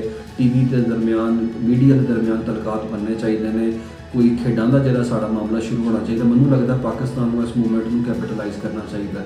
ਤੇ ਬਾਕੀ ਰਹਿ ਗਈ ਜਿਹੜਾ ਮੁਸਤਕਬਲ ਉਹ ਮੇਰੇ ਖਿਆਲ ਨਾਲ ਫਰਵਰੀ ਦੇ ਇਲੈਕਸ਼ਨਾਂ ਤੇ ਜਿਹੜਾ ਬਾਅਦ ਹੀ ਫੈਸਲਾ ਹੋਏਗਾ ਕਿ ਸੂਰਤ ਹਾਲ ਕਿਸ ਪਾਸੇ ਜਾਏਗੀ। ਜੀ ਬਹੁਤ ਸ਼ੁਕਰੀਆ ਉਸਮਾਨ ਸ਼ਾਹਿਦ ਸਾਹਿਬ। ਇੱਥੇ ਲੈਣੇ ਇੱਕ ਛੋਟੀ ਜੀ ਬ੍ਰੇਕ ਤੋਂ ਬਾਅਦ ਗੱਲਬਾਤ ਜਾਰੀ ਹੈ। Welcome back Nazreen. ਚਾਰ ਸ਼ਫੇਰੇ ਤੋਂ ਬੜੀਆਂ ਖਬਰਾਂ ਆਉਂਦੀਆਂ ਪਈਆਂ। ਜਦੋਂ ਪ੍ਰੋਗਰਾਮ ਰਿਕਾਰਡ ਕਰਨਾ ਹੁੰਦਾ ਤੇ ਸਮਝ ਨਹੀਂ ਆਉਂਦੀ ਕਿ ਅੱਜ ਕਿਹੜੇ ਟੌਪਿਕ ਤੇ ਗੱਲ ਕਰੀਏ। ਵੈਸੇ ਚਾਰ ਸ਼ਫੇਰੇ ਪ੍ਰੋਗਰਾਮ ਦੇ ਵਿੱਚ ਮੈਂ ਅਕਸਰ ਸਿਆਸੀ ਜਿਹੜੀਆਂ ਉਹ ਗੱਲਬਾਤ ਕਰਦੀ ਰਹਿੰਦੀ ਆ ਕਿ ਅੱਜ ਇਧਰਲੇ ਪਾਸੇ ਆ ਹੋ ਗਿਆ ਤੇ ਉਧਰਲੇ ਪਾਸੇ ਆ ਹੋ ਗਿਆ ਔਰ ਭਾਰਤ ਵਿੱਚ ਆ ਚੀਜ਼ ਹੋ ਰਹੀ ਹੈ। ਠੀਕ ਹੈ, ਪ੍ਰੋਗਰਾਮ ਦੇ ਪਹਿਲੇ ਹਿੱਸੇ 'ਚ ਆਪਾਂ ਇੱਕ ਹਸੀਨਾ ਨੂੰ ਡਿਸਕਸ ਕੀਤਾ, ਮਤਲਬ ਸ਼ੇਖ ਹਸੀਨਾ ਵਾਜਿਦ ਨੂੰ। ਹੁਣ ਤਾਂ ਖੈਰ ਉਹ ਹਸੀਨਾ ਵੀ ਨਹੀਂ ਰਹੀ ਹੈਗੀ। ਤੇ ਇਸ ਹਿੱਸੇ ਦੇ ਵਿੱਚ ਤੁਸੀਂ ਤਰਮੀਮ ਦੇ ਬਾਰੇ 'ਚ ਬੜਾ ਸੁਣਿਆ ਹੋਏਗਾ ਕਿ 26ਵੀਂ ਤਰਮੀਮ ਮਨਜ਼ੂਰ ਹੋ ਗਈ ਹੈ। 27ਵੀਂ ਤਰਮੀਮ ਦੀ ਜਿਹੜੀ ਹੈ ਨਾ ਉਹਦੀ ਵੀ ਗੱਲਬਾਤ ਚੱਲਦੀ ਪਈ ਸੀ ਕਿ ਉਹ ਵੀ ਆਇਨ ਦਾ ਹਿੱਸਾ ਬਣ ਗਈ ਹੈ, ਜਿਹਦੇ ਉੱਤੇ ਬੜੀ ਮਿਹਨਤ ਕੀਤੀ ਗਈ, ਦਿਨ ਰਾਤ ਇੱਕ ਕਰ ਦਿੱਤਾ ਗਿਆ ਇਸ ਤਰਮੀਮ ਵਾਸਤੇ। ਹੁਣ 28ਵੀਂ ਤਰਮੀਮ ਦੀਆਂ ਵੀ ਗੱਲਾਂ ਹੁੰਦੀਆਂ ਪਈਆਂ ਨੇ। ਜੀ ਬਿਲਕੁਲ, ਆਇਨ ਦੇ ਵਿੱਚ ਤਬਦੀਲੀਆਂ ਹੋਣੀਆਂ ਚਾਹੀਦੀਆਂ ਵੀ ਜੋ ਚੀਜ਼ਾਂ ਠੀਕ ਨਹੀਂ ਹੈਗੀਆਂ ਉਹਨਾਂ ਨੂੰ ਠੀਕ ਕਰ ਲਈਏ। ਠੀਕ ਹੈ, ਇਸ ਤਰਮੀਮ ਹੁੰਦੀ ਰਹਿੰਦੀ ਹੈ। ਲੇਕਿਨ ਇਹ ਤਰਮੀਮ ਕਿਹਦੇ ਵਾਸਤੇ ਹੁੰਦੀ ਹੈ? ਇਹ ਹੁਕਮਰਾਨਾਂ ਦੇ ਆਪ ਦੇ ਤਹੱਫੁਜ਼ ਵਾਸਤੇ ਹੁੰਦੀ ਹੈ, ਕਿਸੇ ਨੂੰ ਇਸਤਸਨਾ ਦੇਣ ਵਾਸਤੇ ਤੇ ਜਿਹਦੇ ਕੋਲ ਇਸਤਸਨਾ ਹੈਗਾ ਹੈ ਉਹਦੇ ਕੋਲੋਂ ਲੈਣ ਵਾਸਤੇ। ਸਾਰੀ ਗੇਮ ਤਾਂ ਖੈਰ ਇਸ ਤਰਮੀਮ ਦੇ ਵਿੱਚ ਇਸਤਸਨਾ ਦੀ ਹੀ ਚੱਲੀ ਸੀ। ਸਦਰ ਨੂੰ ਤਾ ਹਯਾਤ ਇਸਤਸਨਾ ਦੇ ਦਿੱਤਾ। ਇਹਨਾਂ ਦਾ ਵਾਸ ਚੱਲੇ ਨਾ ਵੈਸੇ ਤੇ ਇਹ ਅਗਲੇ ਜਹਾਨ ਦਾ ਵੀ ਇਸਤਸਨਾ ਇੱਥੋਂ ਹੀ ਪਾਸ ਕਰਾ ਲੈਣ। ਇੱਥੇ ਤੱਕ ਕਿ ਵਜ਼ੀਰ ਆਜ਼ਮ ਨੂੰ ਵੀ ਇਸਤਸਨਾ ਦੇਣ ਦੀ ਕੋਸ਼ਿਸ਼ ਕੀਤੀ ਗਈ, ਲੇਕਿਨ ਅੱਲਾਹ ਭਲਾ ਕਰੇ ਵਜ਼ੀਰ ਆਜ਼ਮ ਸ਼ਹਿਬਾਜ਼ ਸ਼ਰੀਫ ਦਾ, ਉਹਨਾਂ ਨੇ ਐਨ ਮੌਕੇ ਦੇ ਉੱਤੇ ਇਸਤਸਨਾ ਲੈਣ ਤੋਂ ਇਨਕਾਰ ਕਰ ਦਿੱਤਾ। ਇੱਥੇ ਮੈਂ ਇੱਕ ਚੀਜ਼ ਕਹਿ ਦੇਵਾਂ, ਵੈਸੇ ਵਜ਼ੀਰ ਆਜ਼ਮ ਸ਼ਹਿਬਾਜ਼ ਸ਼ਰੀਫ ਸਾਹਿਬ ਜਿਹੜੇ ਨੇ ਉਹ ਬੜੇ ਇੱਕ ਜ਼ੀਰਕ ਕਿਸਮ ਦੇ ਸਿਆਸਤਦਾਨ ਨੇ, ਬੜਾ ਦਿਮਾਗ ਦਾ ਇਸਤੇਮਾਲ ਕਰਕੇ ਖੇਡਦੇ। ਨੂੰ ਪਤਾ ਹੈ ਕਿ ਜੀ ਇਸਤਸਨਾ ਜਿਹੜਾ ਲੈ ਲਵਾਂਗਾ ਨਾ ਤਾਂ ਫਿਰ ਲੌਂਗ ਟਰਮ ਜਿਹੜੀ ਸਟ੍ਰੈਟਜੀ ਹੈ ਮੇਰੀ ਪੋਲੀਟੀਕਲ ਉਹਦੇ ਵਿੱਚ ਮੈਂ ਕਾਮਯਾਬ ਨਹੀਂ ਹੋ ਸਕਦਾ। ਸੋ ਉਹਨਾਂ ਨੇ ਇਸ ਵਾਸਤੇ ਇਨਕਾਰ ਕੀਤਾ ਕਿ ਜ਼ਰਾ ਮੈਂ ਲੰਮੀ ਰੇਸ ਜਿਹੜੀ ਨਾ ਉਹ ਖੇਡਣੀ ਹੈ ਤੇ ਮੈਨੂੰ ਇਸਤਸਨਾ ਨਹੀਂ ਚਾਹੀਦਾ। ਲੇਕਿਨ ਦਿਲਚਸਪ ਗੱਲ ਇੱਥੇ ਇਹ ਹੈ ਕਿ ਵਜ਼ੀਰ ਆਜ਼ਮ ਨੂੰ ਇਸਤਸਨਾ ਦੀ ਤਰਮੀਮ ਲਿਆਉਣ ਵਾਸਤੇ ਸੈਨੇਟਰ ਨੂੰ ਵਜ਼ੀਰ ਆਜ਼ਮ ਨੇ ਫੌਰੀ ਤੌਰ ਤੇ ਆਪਣਾ ਮੁਸ਼ੀਰ ਵੀ ਬਣਾ ਲਿਆ। ਖੈਰ ਹੁਣ ਸਭ ਤੋਂ ਵੱਡਾ ਸਵਾਲ ਤਾਂ ਇਹ ਹੈ ਕਿ ਇਹਨਾਂ ਤਰਮੀਮਾਂ ਦਾ ਇੱਕ ਆਮ ਆਦਮੀ ਨੂੰ ਕੀ ਫਾਇਦਾ ਹੈ, ਤੇ ਇਹਦਾ ਜਵਾਬ ਹੁੰਦਾ ਹੈ ਨਫੀ 'ਚ। ਮੈਂ 3-4 ਲੋਕਾਂ ਕੋਲੋਂ ਪੁੱਛਿਆ ਵੀ ਮੈਂ ਕਿਹਾ ਤਰਮੀਮ ਆਂਦੀ ਵੀ ਕੀ ਹਿਸਾਬ ਕਿਤਾਬ? ਉਹਨਾਂ ਨੇ ਉਹ ਮੈਨੂੰ ਕਹਿੰਦੇ ਅੱਗੋਂ, ਉਹਨਾਂ ਨੇ ਆਖਿਆ ਸਾਡੀ ਤਾਂ ਭਾਈ ਰੋਟੀ ਨਹੀਂ ਪੈਂਦੀ ਪੂਰੀ ਹੁੰਦੀ, ਅਸੀਂ ਤਰਮੀਮਾਂ ਨੂੰ ਕਿਉਂ ਕੀ ਕਰੀਏ? ਮੈਂ ਕਿਹਾ ਹੋਇਆ ਕੀ ਹੈ? ਕਹਿੰਦੇ ਤੁਸੀਂ ਮਹਿੰਗਾਈ ਵੇਖੀ ਹੈ। ਬਹਰਹਾਲ ਚੀਨੀ ਤੇ ਦੀਗਰ ਅਸ਼ਿਆ ਖੁਰਨੋਸ਼ ਦੀ ਮੁਸਲਸਲ ਵਧਦੀਆਂ ਹੋਈਆਂ ਕੀਮਤਾਂ ਨੇ ਆਵਾਮ ਦਾ ਜਿਹੜਾ ਲੱਕ ਹੈ ਨਾ ਉਹ ਨਾ ਸਿਰਫ ਤੋੜਿਆ ਹੈ ਬਲਕਿ ਤੋੜ ਮਰੋੜ ਦਿੱਤਾ ਹੈ। ਮੁਲਕ ਦੇ ਮੁਖਤਲਿਫ ਸ਼ਹਿਰਾਂ ਦੇ ਵਿੱਚ ਚੀਨੀ ਦੀ ਕੀਮਤ ਡਬਲ ਸੈਂਚਰੀ ਪਾਰ ਕਰ ਗਈ ਹੈ। ਸਾਡੀ ਕ੍ਰਿਕਟ ਟੀਮ ਕੋਲੋਂ ਕੁਝ ਹੋਵੇ ਨਾ ਹੋਵੇ ਇੱਥੇ ਚੀਨੀ ਸੈਂਚਰੀ ਤੇ ਸੈਂਚਰੀ ਬਣਾਈ ਜਾਂਦੀ ਹੈ। ਕੋਇਟਾ ਦੇ ਵਿੱਚ 220 ਰੁਪਏ, ਪਿਸ਼ਾਵਰ ਦੇ ਵਿੱਚ 210 ਰੁਪਏ, ਕਰਾਚੀ ਦੇ ਵਿੱਚ 195 ਰੁਪਏ, ਪੰਜਾਬ ਦੇ ਕਈ ਇਲਾਕਿਆਂ ਵਿੱਚ, ਪੰਜਾਬ ਤਾਂ ਖੈਰ ਹਰ ਚੀਜ਼ 'ਚ ਆਪਣੀ ਮਰਜ਼ੀ ਕਰਦਾ ਹੈ ਨਾ, ਉੱਥੇ ਕਈ ਇਲਾਕਿਆਂ ਵਿੱਚ 200 ਰੁਪਏ ਫੀ ਕਿਲੋ ਰੇਟ ਆ ਰਿਹਾ, ਜਦਕਿ ਫੈਸਲਾਬਾਦ ਦੇ ਵਿੱਚ 190 ਰੁਪਏ, ਮੁਲਤਾਨ ਦੇ ਵਿੱਚ ਜਿਹੜਾ ਫੀ ਕਿਲੋ 188 ਰੁਪਏ ਹੈ। ਪੰਜਾਬ ਦੇ ਵਿੱਚ ਜਿਹੜੀ ਕ੍ਰਸ਼ਿੰਗ ਹੈ ਉਹ ਸ਼ੁਰੂ ਨਾ ਕਰਨ ਵਾਲੀਆਂ ਸ਼ੂਗਰ ਮਿਲਾਂ ਦੇ ਖਿਲਾਫ ਕਾਰਵਾਈ ਦਾ ਫੈਸਲਾ ਵੀ ਕੀਤਾ ਗਿਆ ਔਰ ਸ਼ੂਗਰ ਕੈਨ ਕਮਿਸ਼ਨ ਦੇ ਮੁਤਾਬਿਕ 27 ਸ਼ੂਗਰ ਮਿਲਸ ਕ੍ਰਸ਼ਿੰਗ ਸ਼ੁਰੂ ਕਰ ਚੁੱਕੀਆਂ ਨੇ, ਜਦਕਿ ਬਾਕੀ 14 ਮਿਲਸ ਦੀ ਜਾਂਚ ਹਜੇ ਕੀਤੀ ਜਾਏਗੀ। ਦੂਜੇ ਪਾਸੇ ਹਕੂਮਤ ਨੇ ਡੀਜ਼ਲ ਦੀ ਕੀਮਤ ਦੇ ਵਿੱਚ 6 ਰੁਪਏ ਫੀ ਲੀਟਰ ਇਜ਼ਾਫਾ ਵੀ ਕਰਤਾ ਹੈ। ਚਲੋ ਜੀ ਕਰ ਲੋ ਗੱਲ ਹੈ, ਹੁਣ ਦੱਸੋ ਤਰਮੀਮਾਂ ਕੈਸੀਆਂ ਹੋ ਰਹੀਆਂ ਨੇ ਫਿਰ ਹੈ। ਨਈ ਕੀਮਤ ਜਿਹੜੀ ਹੈਗੀ ਹੈ ਨਾ ਉਹ 284 ਰੁਪਏ ਤਕਰੀਬਨ ਕੋਈ 44 ਪੈਸੇ ਮੁਕਰਰ ਕਰ ਦਿੱਤੀ ਗਈ ਹੈ, ਜਦਕਿ ਪੈਟਰੋਲ ਦੀ ਕੀਮਤ ਜਿਹੜੀ ਹੈ ਉਹ 265 ਰੁਪਏ 45 ਪੈਸੇ ਬਰਕਰਾਰ ਕਰ ਦਿੱਤੀ ਹੈ। ਸ਼ਹਿਰੀਆਂ ਨੇ ਡੀਜ਼ਲ ਦੀ ਕੀਮਤ ਦੇ ਵਿੱਚ ਇਜ਼ਾਫਾ ਮੁਸਤਰਦ ਤੱਕ ਕਰ ਦਿੱਤਾ ਹੈ ਕਿ ਮਹਿੰਗਾਈ ਦੇ ਸਤਾਏ ਆਵਾਮ ਦੇ ਉੱਤੇ ਮਜ਼ੀਦ ਤੁਸੀਂ ਬੋਝ ਨਾ ਪਾਓ। ਦੂਜੇ ਪਾਸੇ ਵਜ਼ੀਰ ਆਜ਼ਮ ਦੇ ਮੁਸ਼ੀਰ ਰਾਣਾ ਸਨਾਉਲਾ ਦਾ ਕਹਿਣਾ ਹੈ ਕਿ ਮਹਿੰਗਾਈ ਘੱਟ ਕਰਨ ਦੀ ਖੁਆਇਸ਼ ਦੇ ਬਾਵਜੂਦ IMF ਨੇ ਇਜਾਜ਼ਤ ਨਹੀਂ ਦਿੱਤੀ। ਆਵਾਮ ਮਹਿੰਗਾਈ ਦੇ ਗੁੱਸੇ ਵਿੱਚ ਹੈ, ਯਾਨੀ ਕਿ ਆਵਾਮ ਨੂੰ ਰਿਲੀਫ ਦੇਣ ਵਾਸਤੇ ਵੀ IMF ਦੇ ਤਰਲੇ ਕਰਨੇ ਪੈਂਦੇ ਹੈ, ਉਹਨਾਂ ਦੇ ਵੀ ਗੋਡਿਆਂ ਗਿੱਟਿਆਂ 'ਚ ਜਾ ਕੇ ਬਹਿਣਾ ਪੈਂਦਾ। ਬਾਜ਼ਾਰ ਦੇ ਵਿੱਚ ਸਬਜ਼ੀਆਂ ਦੇ ਰੇਟ ਲਿਸਟ ਜਿਹੜੇ ਨੇ ਨਾ ਉਹ ਕੁਝ ਹੋਰ ਹੀ ਹੁੰਦੇ ਨੇ, ਲੈਣ ਜਾਓ ਤੇ ਕੁਝ ਹੋਰ ਹੁੰਦੇ ਨੇ। ਫਲ ਨੇ ਉਹ ਆਮ ਇਨਸਾਨ ਦੀ ਪਹੁੰਚ ਤੋਂ ਦੂਰ ਹੈ। ਹੁਣ ਲੱਗਦਾ ਹੈ ਕਿ ਫਲਾਂ ਦੇ ਸਟickers ਨਾਲ ਹੀ ਗੁਜ਼ਾਰਾ ਕਰਨਾ ਪਏਗਾ। ਮੇਰਾ ਨਹੀਂ ਖਿਆਲ ਕਿ ਆਮ ਆਦਮੀ ਜਿਹੜਾ ਨਾ ਉਹ ਕੋਈ ਸੇਬ ਕੇਲਾ ਅਮਰੂਦ ਖਾ ਸਕਦਾ ਹੈ। ਇੱਥੇ ਰੋਟੀ ਨਹੀਂ ਪੂਰੀ ਹੁੰਦੀ। ਇੱਥੇ ਮੈਨੂੰ ਤੁਸੀਂ ਸਿਰਫ ਇੱਕ ਗੱਲ ਦੱਸੋ, ਵੈਸੇ ਮਹਿੰਗਾਈ ਦੀ ਗੱਲ ਤਾਂ ਕਰਦੇ ਆ, ਮੈਂ ਇਹ ਜਿਹੜੇ ਹਕੂਮਤੀ ਸਾਡੇ ਵਜ਼ਰਾ ਹੈਗੇ ਨੇ, ਜਿਹੜੀ ਸਾਡੀ ਹਕੂਮਤ ਹੈ, ਵੈਸੇ ਤਾਂ ਸਾਡੀ ਹਕੂਮਤ ਬੜਾ ਕੋਈ ਕੰਮ ਕਰਦੀ ਪਈ ਹੈ, ਠੀਕ ਹੈ ਕਿ ਵੀ ਅਸੀਂ ਬੜਾ ਖੁਸ਼ਹਾਲ ਕਰ ਦਿੱਤਾ ਤੇ ਕਾਰਪੋਰੇਟਡ ਰੋਡ ਬਣਾ ਦਿੱਤੇ ਆ ਤੇ ਪੁਲ ਬਣਾ ਦਿੱਤੇ ਤੇ ਬ੍ਰਿਜ ਬਣਾ ਦਿੱਤੇ, ਆਹ ਕਰਤਾ ਉਹ ਕਰਤਾ ਬਲਾ ਬਲਾ ਬਲਾ। ਲੇਕਿਨ ਮੈਨੂੰ ਇਹ ਦੱਸੋ ਕਿ ਵੀ ਇੱਕ ਮਜ਼ਦੂਰ ਹੈ, ਲਮਸਮ ਉਹਦੀ ਤੁਸੀਂ ਦਿਹਾੜੀ ਅਗਰ 2000 ਰੁਪਇਆ ਵੀ ਪਾ ਲਓ ਤੇ 2000 ਰੁਪਏ ਦੇ ਵਿੱਚ ਗੁਜ਼ਾਰਾ ਕਿਵੇਂ ਕਰਨਾ? ਮੈਨੂੰ ਇਹ ਉਹਨੂੰ ਚੀਨੀ ਵੀ ਚਾਹੀਦੀ, ਉਹਨੂੰ ਆਟਾ ਵੀ ਚਾਹੀਦਾ, ਉਹਨੂੰ ਸਬਜ਼ੀ ਵੀ ਚਾਹੀਦੀ ਹੈ, ਬਿਜਲੀ ਗੈਸ ਦੇ ਬਿੱਲ ਵੀ ਦੇਣੇ ਹੈ, ਠੀਕ ਹੈ, ਬੱਚਿਆਂ ਦੀ ਕੋਈ ਫੀਸ ਵੀ ਦੇਣੀ ਹੈ। ਜੇ ਅਗਰ ਕਿਰਾਏ ਦਾ ਘਰ ਹੈ ਤਾਂ ਕਿਵੇਂ ਗੁਜ਼ਾਰਾ ਹੋਏਗਾ ਹੁੰਦਾ? ਚਲੋ ਇਹ ਵੀ ਚੀਜ਼ ਤੁਸੀਂ ਸਾਈਡ ਤੇ ਕਰ ਲਓ। ਹੁਕੂਮਤੀ ਵਜ਼ਰਾ ਰਾਣਾ ਸਨਾਉਲਾ ਸਾਹਿਬ, ਮੈਨੂੰ ਇਹ ਵੀ ਚੀਜ਼ ਦੱਸੋ, ਵੈਸੇ ਤਾਂ ਤੁਸੀਂ ਮਾਸ਼ਾਅੱਲਾ ਬੜੇ ਅਕਲਮੰਦ ਹੈਗੇ, ਹਰ ਗੱਲ ਦਾ ਤੁਹਾਡੇ ਕੋਲ ਤੋੜ ਹੁੰਦਾ ਹੈ। ਇਹ ਵੀ ਦੱਸ ਦਿਓ ਕਿ ਅਗਰ ਕੋਈ ਬੰਦਾ ਅੱਜ ਕੱਲ੍ਹ ਦੇ ਦੌਰ 'ਚ 1 ਲੱਖ ਰੁਪਇਆ ਵੀ ਕਮਾਉਂਦਾ ਹੈ, ਪੁੱਛ ਕੇ ਵੇਖੋ। ਮੈਂ ਤਾਂ ਗੁਜ਼ਾਰਿਸ਼ ਕਰਾਂਗੀ ਆਪਣੇ ਪ੍ਰੋਡਿਊਸਰ ਨੂੰ ਕਿ ਕਦੀ ਪ੍ਰੋਗਰਾਮ ਦੇ ਵਿੱਚ ਲਿਆ ਕੇ ਭਾਉ ਨਾ, ਜਿੰਨੀ ਤਨਖਾਹ ਹੈਗੀ 1.5 ਲੱਖ ਰੁਪਇਆ ਕਿੱਦਾਂ ਗੁਜ਼ਾਰਾ ਕਰਦੇ। ਇਸ ਤੋਂ ਪਹਿਲੇ ਕਿ ਮੈਂ ਮਜ਼ੀਦ ਜਜ਼ਬਾਤੀ ਹੋਵਾਂ, ਸਬਜ਼ੀਆਂ ਦੇ ਰੇਟ ਵੱਲ ਆਉਂਦੇ ਹਾਂ ਜੀ। ਗੋਭੀ ਜਿਹੜੀ ਨਾ ਉਹ ਰੋਲਦੀ ਫਿਰਦੀ ਹੈ, ਪਿਆਜ਼ ਆਲੂ ਉਹ ਕਹਿੰਦੇ ਨੇ ਸਾਡੇ ਉੱਤੇ ਵੀ ਅੱਖ ਰੱਖਣੀ, ਕਿਵੇਂ ਰੱਖੀਏ ਉਹਨਾਂ ਦੇ ਉੱਤੇ ਅੱਖ। ਸਬਜ਼ੀ ਦੇ ਰੇਟ ਹਕੂਮਤੀ ਦਾਅਵਿਆਂ ਦੇ ਬਿਲਕੁਲ ਹੀ ਅੱਗੇ ਪਿੱਛੇ ਜਾ ਰਹੇ। ਚੀਨੀ ਇੰਨੀ ਮਹਿੰਗੀ ਹੋ ਗਈ ਹੈ ਕਿ ਹੁਣ ਜ਼ਾਇਕਾ ਵੀ ਜਿਹੜਾ ਨਾ ਉਹ ਮਿੱਠਾ ਨਹੀਂ ਲੱਗਦਾ। ਇੱਕ ਚੀਨੀ ਤਾਂ ਹੈਗੀ ਸੀ ਲੋਕਾਂ ਦੇ ਕੋਲੇ, ਚੀਨੀ ਤੇ ਡੀਜ਼ਲ ਦੀ ਰੇਸ ਲੱਗੀ ਪਈ ਹੈ ਵੀ ਮੈਂ ਅੱਗੇ ਜਾਣਾ, ਉਹ ਕਹਿੰਦੀ ਨਹੀਂ ਮੈਂ ਅੱਗੇ ਜਾਣਾ। ਟ੍ਰਿਪਲ ਸੈਂਚਰੀਆਂ ਮੁਕੰਮਲ ਕਰਦੇ ਪਏ ਨੇ। ਵੱਧਦੀ ਹੋਈ ਮਹਿੰਗਾਈ ਸਮਝੋ ਬਾਹਰ ਜਾ ਰਹੀ ਹੈ। ਇਸ ਤਰ੍ਹਾਂ ਦੇ ਹਾਲਾਤ ਦੇ ਵਿੱਚ ਇੱਕ ਆਮ ਇਨਸਾਨ ਕਿੱਦਾਂ ਗੁਜ਼ਾਰਾ ਕਰੇਗਾ? ਇਹ ਤਾਂ ਉਹ ਹਿਸਾਬ ਹੋ ਗਿਆ ਕਿ ਵੀ ਤਰਮੀਮ ਚੱਲਦੀਆਂ ਪਈਆਂ ਨੇ, ਇਸਤਸਨਾ ਚੱਲਦੇ ਪਏ ਨੇ। ਇੱਕ ਆਮ ਇਨਸਾਨ ਨੂੰ ਸਿਰਫ ਔਰ ਸਿਰਫ ਇਸ ਰੋਟੀ ਦੇ ਪਿੱਛੇ ਲਾ ਦਿਓ ਕਿ ਬਾਕੀ ਆਪਣੇ ਬਾਰੇ 'ਚ ਇਹ ਕੋਈ ਚੀਜ਼ ਹੋਰ ਸੋਚ ਹੀ ਨਾ ਸਕੇ। ਸਵੇਰੇ ਵਿਚਾਰਾ ਮੋਟਰਸਾਈਕਲ ਵਾਲਾ ਨਿਕਲੇਗਾ ਆਪਣੇ ਆਪ ਨੂੰ ਪੈਕ ਕਰਕੇ ਕਿ ਜਿਵੇਂ ਰੋਜ਼ੀ ਰੋਟੀ ਕਮਾਉਣ ਵਾਸਤੇ ਨਿਕਲਾ। ਡੀਜ਼ਲ, ਪੈਟਰੋਲ, ਮਹਿੰਗਾਈ, ਘਰ ਦੇ ਵਿੱਚ ਵੱਖਰੇ ਕਲੇਸ਼, ਇਹ ਵੱਧਦੀ ਹੋਈ ਕੀਮਤਾਂ ਦੇ ਬਾਰੇ 'ਚ ਕੋਈ ਮੁਸਤਕਿਲ ਹੱਲ ਜਿਹੜਾ ਨਾ ਉਹ ਹੁਕੂਮਤ ਪੰਜਾਬ ਨੂੰ, ਹੁਕੂਮਤ ਪਾਕਿਸਤਾਨ ਨੂੰ ਕੱਢਣਾ ਚਾਹੀਦਾ।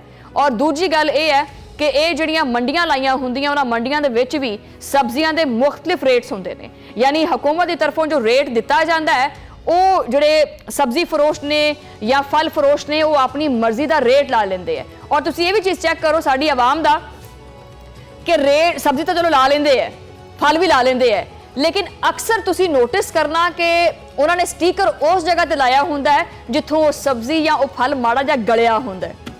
ਟੈਕਨੀਸ਼ੀਅਨ ਚੈੱਕ ਕਰੋ ਤੁਸੀਂ ਵੀ ਕਿੰਨੀ ਜ਼ਿਆਦਾ ਤੇਜ਼ ਹੁੰਦੇ ਨੇ ਵੈਸੇ ਇਹ। ਬਹਰਹਾਲ ਇਸ ਸਾਰੀ ਸੂਰਤ-ਹਾਲ ਦੇ ਉੱਤੇ ਜਿਹੜਾ ਨਾਲ ਗੱਲਬਾਤ ਕਰਦੇ ਆ, ਮੇਰੇ ਨਾਲ ਮੌਜੂਦ ਨੇ ਡਾਕਟਰ ਕੈਸ ਅਸਲਮ ਸਾਹਿਬ। ਡਾਕਟਰ ਕੈਸ ਅਸਲਮ ਸਾਹਿਬ, ਸਵਾਲ ਜਿਹੜਾ ਨਾ ਉਹ ਹੀ ਹੈ ਕਿ ਮਹਿੰਗਾਈ ਨੇ ਆਵਾਮ ਦਾ ਜੀਣਾ ਮੁਸ਼ਕਲ ਕਰ ਦਿੱਤਾ ਹੈ ਤੇ ਹਕੂਮਤ ਦੀ ਤਰਫੋਂ ਮਹਿੰਗਾਈ ਦੇ ਵਿੱਚ ਕਮੀ ਦੇ ਜਿਹੜੇ ਦਾਅਵੇ ਨੇ ਉਹਨਾਂ ਦੇ ਬਾਵਜੂਦ ਜਿਹੜੀਆਂ ਜ਼ਰੂਰਤ ਦੀਆਂ ਚੀਜ਼ਾਂ ਨੇ ਉਹ ਮੁਸਲਸਲ ਵੱਧਦੀਆਂ ਪਈਆਂ ਹੈ। ਮਹਿੰਗਾਈ ਦੇ ਵਿੱਚ ਮੁਸਲਸਲ ਇਜ਼ਾਫੇ ਦੀ ਵਜ੍ਹਾ ਕੀ ਹੈ, ਤੁਹਾਨੂੰ ਕੀ ਲੱਗਦਾ ਹੈ? ਮਹਿੰਗਾਈ ਦੀ ਸ਼ਰ੍ਹਾ ਉੱਤੇ ਕਈ ਵਜ੍ਹਾ ਨਾਲ ਜਾ ਰਹੀ ਹੈ। ਪਹਿਲੀ ਗੱਲ ਤੇ ਇਹ ਕਿ ਸਾਡੀ ਸੰਤਾਂ ਕੰਮ ਨਹੀਂ ਕਰ ਰਹੀਆਂ, ਉਹ ਬੈਠ ਗਈਆਂ ਹੋਈਆਂ, ਲੋਕਾਂ ਕੋਲ ਕੁਵਤ ਖਰੀਦ ਹੀ ਨਹੀਂ ਹੈਗੀ, ਬੇਰੁਜ਼ਗਾਰੀ ਹੈਗੀ ਹੈ। ਦੂਸਰੀ ਗੱਲ ਤੁਹਾਡੀ ਜਿਹੜੀ ਸਾਡੀ ਜ਼ਰਾਅਤ ਹੈ ਉਹ ਬਿਲਕੁਲ ਉਹਦਾ ਪੱਠਾ ਬੈਠਾ ਹੋਇਆ ਹੈ। ਪਹਿਲੇ ਹੀ ਅਨਾਜ ਨਹੀਂ ਪੈਦਾ ਹੋ ਰਿਹਾ, ਕਿਸਾਨ ਮੁਸ਼ਕਿਲ ਵਿੱਚ ਸੀ, ਅਨਾਜ ਉਹਨਾਂ ਦਾ ਖਰੀਦਿਆ ਨਹੀਂ ਜਾ ਰਿਹਾ ਸੀ ਤੇ ਹੁਣ ਫਿਰ ਫਲੱਡ ਆ ਗਏ ਤੇ ਤੁਹਾਨੂੰ ਅਫਗਾਨਿਸਤਾਨ ਤੋਂ ਖਰੀਦਣੀ ਪੈ ਰਹੀਆਂ ਸੀ ਚੀਜ਼ਾਂ। ਹੁਣ ਅਫਗਾਨਿਸਤਾਨ ਨਾਲ ਵੀ ਬਾਰਡਰ ਬੰਦ ਹੋ ਗਿਆ ਤੇ ਉੱਥੋਂ ਵੀ ਚੀਜ਼ਾਂ ਨਹੀਂ ਆ ਗਈਆਂ। ਫਿਰ ਤੁਹਾਡੇ ਡੀਜ਼ਲ ਮਹਿੰਗਾ ਤੁਸੀਂ ਕਰਦੇ ਹੋ, ਤੁਸੀਂ ਆਪਣੀ ਜ਼ਰਾਤ ਨੂੰ ਸ਼ਹਿਰਾਂ ਤੋਂ ਬਾਹਰ ਲੈ ਗਏ ਹੋ ਤੇ ਟਰਾਂਸਪੋਰਟ ਕਾਸਟ ਵਧੀ ਹੈ, ਇਨਪੁਟ ਕਾਸਟ ਵਧੀ ਹੈ। ਮੈਨੂੰ ਇਹ ਪਤਾ ਹੈ ਕਿ 100 ਰੁਪਏ ਦੀ ਚੀਜ਼ ਪੈਦਾ ਕਰਨੀ ਹੋਵੇ ਤੇ 150 ਰੁਪਏ 200 ਰੁਪਏ ਦੀ ਇਨਪੁਟ ਕਾਸਟ ਹੈ। ਫਿਰ ਹੁਣ ਟੈਕਸ ਵੀ ਲੱਗ ਗਏ ਤੇ ਸਾਡੇ ਇੱਥੇ ਡਿਮਾਂਡ ਪੁੱਲ ਇਨਫਲੇਸ਼ਨ ਵੀ ਹੈ ਔਰ ਕਾਸਟ ਪੁਸ਼ ਇਨਫਲੇਸ਼ਨ ਵੀ ਹੈ ਕਿ ਜ਼ਮੀਨ ਦੀ ਕੀਮਤ ਵਧੀ ਹੈ, ਮਜ਼ਦੂਰਾਂ ਨੂੰ ਤੁਸੀਂ ਜ਼ਿਆਦਾ ਉਜਰਤ ਦੇਣੀ ਸ਼ੁਰੂ ਕਰਤੀ ਹੈ, ਡਾਲਰ ਜਿਹੜਾ ਮਹਿੰਗਾ ਹੈ, ਤੇਲ ਮਹਿੰਗਾ ਹੈ, ਬਿਜਲੀ ਮਹਿੰਗੀ ਹੈ, ਗੈਸ ਮਹਿੰਗੀ ਹੈ। ਫਿਰ ਅਜਰ ਆਪਣਾ ਮੁਨਾਫਾ ਜ਼ਿਆਦਾ ਲਾਉਣਾ। ਵਿੱਚ ਇੱਕ ਮਿਡਲਮੈਨ ਵੀ ਹੈਗਾ ਜਿਹੜਾ ਕਿ ਉਹਦਾ ਨਾਂ ਆਪਣੇ ਪੈਸੇ ਕਿਸਾਨ ਨੂੰ ਵੀ ਨਹੀਂ ਦਿੰਦਾ ਤੇ ਬਾਜ਼ਾਰ ਵਿੱਚ ਚੀਜ਼ਾਂ ਮਹਿੰਗੀਆਂ ਦਿੰਦਾ ਹੈ। ਸੋ ਇੱਕ ਬਹੁਤ ਸਾਰੀਆਂ ਚੀਜ਼ਾਂ ਔਰ ਗਵਰਨਮੈਂਟ ਦੇ ਟੈਕਸ ਲੱਗੇ ਨੇ ਤੇ ਬਹੁਤ ਸਾਰੀਆਂ ਚੀਜ਼ਾਂ ਜਿਨ੍ਹਾਂ ਦੀ ਵਜ੍ਹਾ ਨਾਲ ਚੀਜ਼ਾਂ ਗਵਰਨਮੈਂਟ ਜਿਹੜਾ ਕਹਿੰਦੀ ਹੈ ਕਿ ਮਹਿੰਗਾਈ ਘਟੀ ਹੈ, ਉਹ ਇਹ ਨਹੀਂ ਕਹਿ ਰਹੀ ਕਿ ਮਹਿੰਗਾਈ ਘਟੀ ਹੈ, ਉਹਨੇ ਕਿਹਾ ਕਿ ਮਹਿੰਗਾਈ ਵਧਣ ਦੀ ਸ਼ਰ੍ਹਾ ਘਟੀ ਹੈ ਕਿ 4% ਤੇ ਮਹਿੰਗਾਈ ਵੱਧ ਰਹੀ ਹੈ ਜਾਂ 7% ਤੇ ਮਹਿੰਗਾਈ ਵੱਧ ਰਹੀ ਹੈ। ਜਿਹੜੀ ਮਹਿੰਗਾਈ ਵੱਧ ਚੁੱਕੀ ਹੈ ਉਹ ਵੱਧ ਚੁੱਕੀ ਹੈ, ਉਸ ਦੇ ਉੱਤੇ ਇਹ ਸ਼ਰ੍ਹਾ ਹੈਗੀ ਹੈ 4% ਜਾਂ 7%। ਫਿਰ ਐਵੇਂ ਕਿ ਸ਼ਰ੍ਹਾ ਸੂਦ ਵੀ 11% ਤੋਂ ਥੱਲੇ ਨਹੀਂ ਆ ਰਿਹਾ ਤੇ ਸਾਰੀਆਂ ਜਿਹੜੀਆਂ ਇੰਡੀਕੇਟਰਸ ਹੁੰਦੀਆਂ ਮਈਸ਼ਤ ਦੀਆਂ ਉਹ ਸਾਰੀਆਂ ਮਹਿੰਗਾਈ ਵੱਲ ਜਾ ਰਹੀਆਂ। ਸਵਾਲ ਸਿਰਫ ਮਹਿੰਗਾਈ ਦਾ ਨਹੀਂ ਹੈ, ਸਵਾਲ ਇਹ ਹੈ ਕਿ ਚੀਜ਼ਾਂ ਪੈਦਾ ਹੋਣੀਆਂ ਚਾਹੀਦੀਆਂ ਤੇ ਲੋਕਾਂ ਨੂੰ ਰੋਜ਼ਗਾਰ ਮਿਲਣਾ ਚਾਹੀਦਾ ਤੇ ਫਿਰ ਇਹ ਮਹਿੰਗਾਈ ਤੰਗ ਨਹੀਂ ਕਰੇਗੀ। ਅੱਛਾ ਕੈਸ ਅਸਲਮ ਸਾਹਿਬ, ਮੈਨੂੰ ਇਹ ਦੱਸਿਓ ਕਿ ਹਮੇਸ਼ਾ ਇਨਸਾਨ ਕੋਸ਼ਿਸ਼ ਕਰਦਾ ਹੈ ਜੀ ਕਿ ਮੇਰੀ ਤਨਖਾਹ ਅਗਰ ਐਨੀ ਹੋ ਜਾਏ ਤਾਂ ਸ਼ਾਇਦ ਮੇਰਾ ਗੁਜ਼ਾਰਾ ਸਹੀ ਹੋ ਜਾਏ। ਜਦੋਂ ਇਨਸਾਨ ਉਨੀ ਤਨਖਾਹ ਤੱਕ ਪਹੁੰਚ ਜਾਂਦਾ ਹੈ ਤੇ ਪਤਾ ਲੱਗਦਾ ਕਿ ਉੱਥੇ ਮਹਿੰਗਾਈ ਦੀ ਰੇਸ਼ੋ ਹੋਰ ਵੱਧ ਗਈ ਹੈ, ਇਹਨੂੰ ਬੈਲੈਂਸ ਕਿੱਦਾਂ ਕੀਤਾ ਜਾਏ? ਦੇਖੇ ਜਿਹੜੀ ਗੱਲ ਬੜੀ ਜ਼ਰੂਰੀ ਹੈ ਉਹ ਦੇਖਣ ਵਾਲੀ ਹੈ ਕਿ ਬਹੁਤ ਅਮੀਰ ਜਿਹੜੇ ਨੇ ਉਹਨਾਂ ਟੈਕਸ ਦਿੰਦੇ ਨੇ, ਉਹਨਾਂ ਨੂੰ ਸਰਕਾਰੀ ਤੌਰ ਦੇ ਉੱਤੇ ਸਸਤੀਆਂ ਚੀਜ਼ਾਂ ਵੀ ਮਿਲ ਜਾਂਦੀਆਂ, ਮੁਫਤ ਕਾਰਾਂ ਵੀ ਮਿਲ ਜਾਂਦੀਆਂ, ਮੁਫਤ ਡਰਾਈਵਰ ਵੀ ਮਿਲ ਰਹੇ ਨੇ। ਅਸਲ ਤੇ ਇਸ਼ੂ ਔਰ ਜਿਹੜੇ ਪਿੰਡਾਂ ਦੇ ਲੋਕੀ ਰਹਿ ਰਹੇ ਨੇ ਉਹ ਹਮੇਸ਼ਾ ਗੁਰਬਤ ਵਿੱਚ ਰਹਿ ਰਹੇ ਨੇ। ਗਰੀਬ ਆਦਮੀ ਜਿਹੜਾ ਹੈ ਉਹ ਕੋਈ ਨਾ ਕੋਈ ਘਰ ਦੇ ਸਾਰੇ ਜੀ ਇਕੱਠੇ ਕੰਮ ਕਰਕੇ ਕੁਛ ਨਾ ਕੁਛ ਜ਼ਿੰਦਗੀ ਚਲਾ ਰਹੇ ਨੇ ਜਾਂ ਲੰਗਰ ਖਾਣਿਆਂ ਤੋਂ ਖਾ ਰਹੇ ਨੇ। ਅਸਲ ਮਸਲਾ ਜਿਹੜਾ ਹੈ ਉਹ ਮਿਡਲ ਕਲਾਸ ਦਾ ਹੈ। ਹੁਣ ਤੇ ਅਪਰ ਮਿਡਲ ਕਲਾਸ ਵੀ ਜਿਹੜੀ ਹੈ ਆਪਣਾ ਸਟੈਂਡਰਡ ਮੇਨਟੇਨ ਨਹੀਂ ਕਰ ਸਕ ਰਹੀ। ਅਪਰ ਮਿਡਲ ਕਲਾਸ ਜਿਹੜੀ ਹੈ ਜਾਂ ਮਿਡਲ ਕਲਾਸ ਜਿਹੜੀ ਹੈ ਉਹ ਬੱਚਿਆਂ ਨੂੰ ਸਕੂਲ ਭੇਜਣਾ ਮੁਸ਼ਕਿਲ ਹੋ ਗਿਆ। ਦੇਖੋ ਜੀ 40,000 ਰੁਪਏ ਮਾਹਾਨਾ ਜਿਹੜੀ ਮਿਨੀਮਮ ਵੇਜ ਹੈ ਉਹਨੂੰ ਜਦੋਂ ਤੁਸੀਂ 30 ਦਿਨਾਂ ਵਿੱਚ ਤਕਸੀਮ ਕਰੋ ਤੇ ਤੁਹਾਨੂੰ ਉਹ 1,125 ਜਾਂ 130 ਰੁਪਏ ਆਉਂਦੇ ਨੇ ਰੋਜ਼ ਦੇ। ਹੁਣ ਉਹਦੇ ਵਿੱਚੋਂ ਅਗਰ ਮੋਟਰਸਾਈਕਲ ਦਾ 2 ਲੀਟਰ ਤੇਲ ਪਾ ਦਿਓ ਤੇ 500 ਰੁਪਏ ਚਲੇ ਗਏ, ਬਿਜਲੀ ਦਾ ਬਿੱਲ ਦੇ ਦਿਓ। ਸੋ ਬਹੁਤ ਜ਼ਰੂਰੀ ਹੈਗਾ ਕਿ ਘਰ ਦੇ ਜ਼ਿਆਦਾਤਰ ਫਰਦ ਜਿਹੜੇ ਨੇ ਉਹ ਕੋਈ ਨਾ ਕੋਈ ਕੰਮ ਕਰਨ, ਜਿੰਨੇ ਵੀ ਬਾਲਗ ਹੈਗੇ ਘਰ ਨਾ ਬੈਠੇ ਰਹਿਣ। ਬਹੁਤ ਜ਼ਰੂਰੀ ਹੈਗਾ ਕਿ ਕੋਈ ਨਾ ਕੋਈ ਕਾਰੋਬਾਰ ਛੋਟਾ ਮੋਟਾ ਕਰਨਾ ਸ਼ੁਰੂ ਕਰ ਦੇਣ। ਔਰ ਮੈਂ ਤਾਂ ਇਹ ਸਮਝਦਾ ਵਾਂ ਕਿ ਸ਼ਰਾਕਤ ਦੇ ਨਾਲ ਰਿਸ਼ਤੇਦਾਰ ਕੁਝ ਮਿਲ ਕੇ ਕਾਰੋਬਾਰ ਸ਼ੁਰੂ ਕਰਨ ਤੇ ਫਿਰ ਹੀ ਸਰਵਾਈਵਲ ਹੈਗਾ। ਵਰਨਾ ਚੀਜ਼ਾਂ ਜਿਹੜੀਆਂ ਉਹ ਫਿਰ ਕਰਪਸ਼ਨ ਹੁੰਦੀ ਹੈ, ਫਿਰ ਪਿਲਫਰੇਜ ਹੁੰਦੀ ਹੈ, ਫਿਰ ਚੋਰੀਆਂ ਚਕਾਰੀਆਂ ਹੁੰਦੀਆਂ, ਡਾਕੇ ਪੈਂਦੇ ਨੇ। ਉਹ ਐਸੇ ਵਾਸਤੇ ਪੈ ਰਹੇ ਨੇ ਕਿ ਅਖਰਾਜਾਤ ਵੱਧ ਰਹੇ ਨੇ ਔਰ ਗਵਰਨਮੈਂਟ ਕਿਤੇ ਉਹਨਾਂ ਨੂੰ ਮਰਾਤਾਂ ਦੇਣ ਨੂੰ ਤਿਆਰ ਨਹੀਂ ਹੈ। ਪਾਵਰਟੀ ਐਲੀਵੀਏਸ਼ਨ ਪ੍ਰੋਗਰਾਮ ਕੋਈ ਵੀ ਨਹੀਂ ਹੈਗਾ ਇਸ ਮੁਲਕ ਵਿੱਚ। ਅੱਛਾ ਕੈਸ ਅਸਲਮ ਸਾਹਿਬ, ਇਹ ਵੀ ਦੱਸੋ ਵੈਸੇ ਕਿ ਹਮੇਸ਼ਾ ਇਹ ਜਿਹੜੀ ਚੀਨੀ ਹੈ ਇਹਦੀ ਕੀਮਤ ਕਿਉਂ ਇੰਨੀ ਫਲਕਚੁਏਟ ਕਰਦੀ ਹੈ? ਯਾਨੀ ਇਹਨੂੰ ਮਸਨੂਈ ਤਰੀਕੇ ਨਾਲ ਜ਼ਿਆਦਾ ਮੁਨਾਫਾ ਜਿਹੜਾ ਨਾ ਉਹ ਕਮਾਉਣ ਦੇ ਕਰਕੇ ਇਦਾਂ ਕੀਤਾ ਜਾਂਦਾ ਹੈ? ਹਰ ਸਾਲ ਹੀ ਇਦਾਂ ਹੁੰਦਾ ਹੈ? ਦੇਖੇ ਜਦੋਂ ਚੀਨੀ ਦੇ ਬਾਰੇ ਤੁਸੀਂ ਗੱਲ ਕਰਦੇ ਹੋ ਤੇ ਉਹ ਤਾਂ ਇੱਕ ਬੜਾ ਵੱਡਾ ਮਾਫੀਆ ਹੈ। ਚੀਨੀ ਦੀਆਂ ਜ਼ਿਆਦਾਤਰ ਮਿਲਾਂ ਉਹਨਾਂ ਕੋਲ ਜਿਹੜੇ ਇਸ ਵਕਤ ਹੁਕੂਮਤ ਵਿੱਚ ਹੈਗੇ ਹੈ ਔਰ ਹਮੇਸ਼ਾ ਤੋਂ ਹੁਕੂਮਤ ਵਿੱਚ ਰਹਿਣ। ਔਰ ਇਸ ਵਾਸਤੇ ਉਹ ਕਿਸਾਨ ਨੂੰ ਵੀ ਉਹਦਾ ਇਸਤਸਾਲ ਕਰਦੇ ਹੈ ਔਰ ਕੰਜ਼ਿਊਮਰ ਦਾ ਵੀ ਇਸਤਸਾਲ ਕਰਦੇ ਹੈ। ਪਾਲਿਸੀਆਂ ਇਸ ਕਿਸਮ ਦੀਆਂ ਬਣਾ ਲੈਂਦੇ ਨੇ ਜਿਹੜੀਆਂ ਚੀਨੀ ਮਹਿੰਗੀ ਹੀ ਹੁੰਦੀ ਰਹੇਗੀ। ਸਪੈਸ਼ਲੀ ਜਦੋਂ ਤੁਸੀਂ ਸਾਡਾ ਜਿਹੜਾ ਗੰਨਾ ਹੈ ਉਹ ਪਾਣੀ ਵੀ ਜ਼ਿਆਦਾ ਲੈਂਦਾ ਹੈ ਤੇ ਚੀਨੀ ਵੀ ਘੱਟ ਪੈਦਾ ਕਰਦਾ ਹੈ। ਤੁਸੀਂ ਜਦੋਂ ਚੀਨੀ ਜ਼ਿਆਦਾ ਹੁੰਦੀ ਹੈ ਤੇ ਐਕਸਪੋਰਟ ਕਰ ਦਿੰਦੇ ਹੋ ਤੇ ਜਦੋਂ ਘੱਟ ਹੁੰਦੀ ਹੈ ਤੇ ਇੰਪੋਰਟ ਕਰਨ ਦੀ ਕੋਸ਼ਿਸ਼ ਕਰਦੇ ਹੋ ਔਰ ਉਹ ਡਾਲਰਾਂ 'ਚ ਆਉਂਦੀ ਹੈ ਤੇ ਫਿਰ ਮਿਲ ਓਨਰ ਜਿਹੜੇ ਨੇ ਉਹ ਵਕਤ ਚੀਨੀ ਬਾਜ਼ਾਰ ਵਿੱਚ ਨਹੀਂ ਲੈ ਕੇ ਆਉਂਦੇ। तो जब तक हुकूमती एहलकार जड़े वो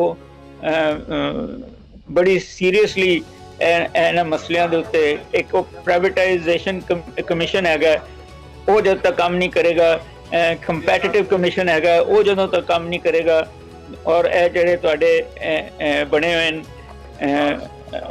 कि ओहदा ना महकमे जड़े महंगाई रोकन वो जदों ईमानदारी नाल काम नहीं करेंगे तुहाडी इस किस्म दे असल ते मिडलमैन दी कमर जब तक नहीं तोड़ोगे तुसी और टैक्स घटाओगे नहीं, महंगाई हुंदी रहेगी।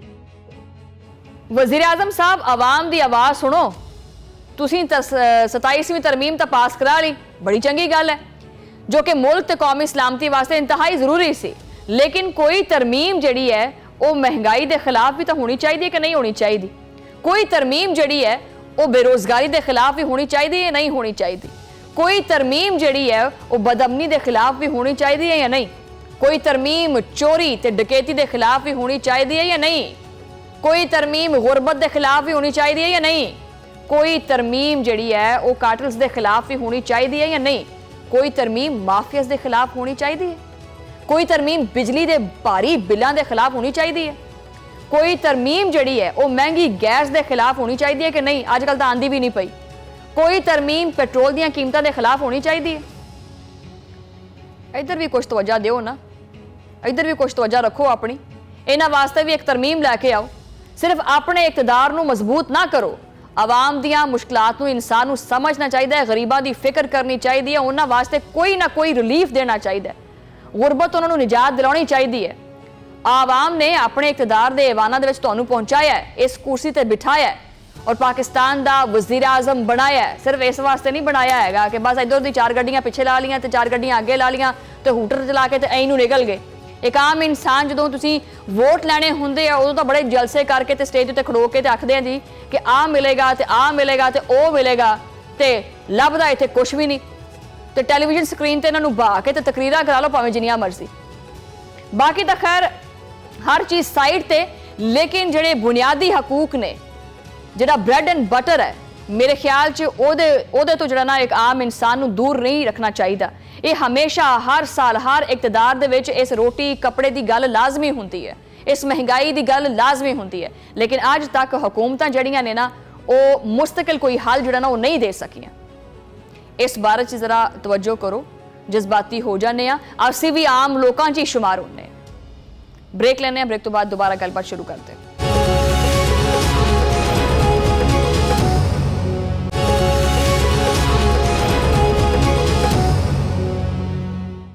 वेलकम बैक नाज़रीन, और प्रोग्राम के इस हिस्से के बारे च आपां गलबात करांगे खालिस्तान के बारे च। सब तो पहले तो ये चीज़ वाजे कर देवां कि ये जिहड़ा लफ्ज़ खालिस्तान है ये शुरू कितों होया। अगर सिर्फ और सिर्फ मैं ये उत्ते गलबात करन लग गई तो मैनूं लगदा है कि रात दे 12 वज जाणगे। ये खालिस्तान की तहरीक या खालिस्तान के रेफरेंडम दी तैयारियां कोई नवीं नहीं हैगियां, इन्हां दी मुढ़ बहुत पहले शुरू हो गई सी। ये बीज जिहड़ा ना बहुत पहले ला दिता गया सी। 1940 के विच ही इस तहरीक के बारे च जिहड़ी हवा है ना उहदा रुख शुरू हो चुकिया सी। फिर 1947 यानी जदों ये वंडां पईयां उस तो बाद इस तहरीक नूं मजीद जिहड़ा ना अपने आप नूं तेज करना शुरू कर दिता। लेकिन कदी तुसीं ये चीज़ सोची है वैसे कि इहदे बारे च ख्याल क्यों आया, क्यों ये तहरीक चली खालिस्तान दी?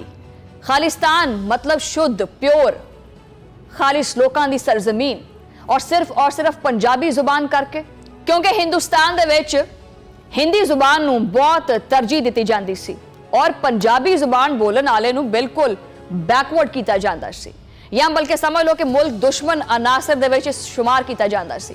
उन्हां दे जिहड़े बुनियादी हकूक सी उन्हां तो उन्हां नूं महरूम किया जाता सी। अगर देखा जाए तो सिख समझदा है कि ये सिर्फ इंडिया पाकिस्तान नहीं बनया, ये वंड पई है पंजाब दी, यानी मशरकी पंजाब दी ते मगरबी पंजाब दी। ये जंग शुरू हो चुकी सी उदों जदों पंजाब नूं वखरा किया गया। ਲੇਕਿਨ ਇਹ ਤਹਿਰੀਕ ਹੁਣ ਇੰਨੀ ਜ਼ੋਰ ਫੜਦੀ ਜਾ ਰਹੀ ਹੈ, ਹਾਲਾਂਕਿ ਭਾਰਤ ਦੇ ਵਿੱਚ ਕੀ ਨਹੀਂ ਹੋਇਆ ਇਸ ਤਹਿਰੀਕ ਨੂੰ ਰੋਕਣ ਵਾਸਤੇ, ਲੇਕਿਨ ਭਾਰਤੀ ਹਕੂਮਤ ਜਿਹੜੀ ਹੈ ਉਸ ਤਹਿਰੀਕ ਨੂੰ ਰੋਕਣ ਵਿੱਚ ਨਾਕਾਮ ਹੀ ਰਹੀ ਹੈ।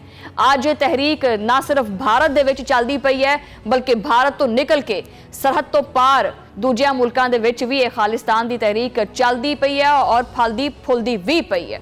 ਔਰ ਸਲਾਮ ਹੈ ਸਿੱਖ ਕਮਿਊਨਿਟੀ ਨੂੰ ਜਿਹੜੇ ਕਿ ਇਹਦੇ ਨਾਲ ਜੁੜੇ ਹੋਏ ਨੇ।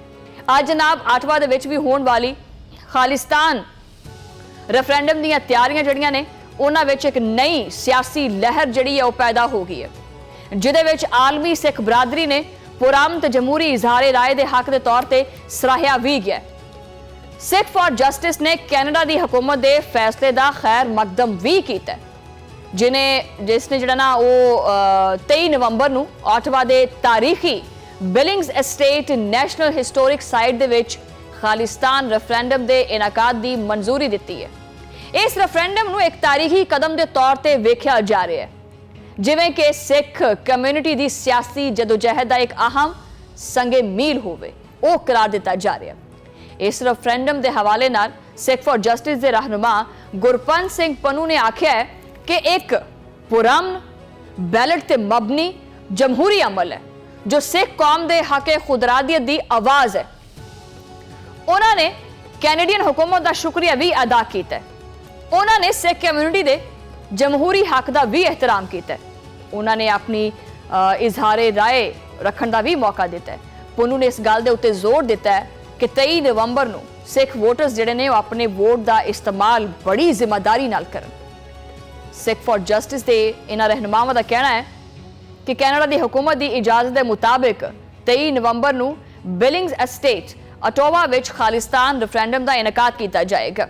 हुकूमती इजाजत कैनेडा दी आज़ादी और इजहारे सियासी शिरकत और जमहूरी अमल दे आज़म दी तस्दीक भी है। यह रेफरेंडम पंजाब नूं भारती कब्जे तो आज़ाद कराउण वास्ते गोली दे मुकाबले वोट के जरिए पुरअमन एक जदोजहद है। उन्होंने आख्या कि सिख बरादरी पंजाब नूं भारती कब्जे तो आज़ाद कराउण दे विच अपना हक जिहड़ा उहदा इस्तेमाल करेगी।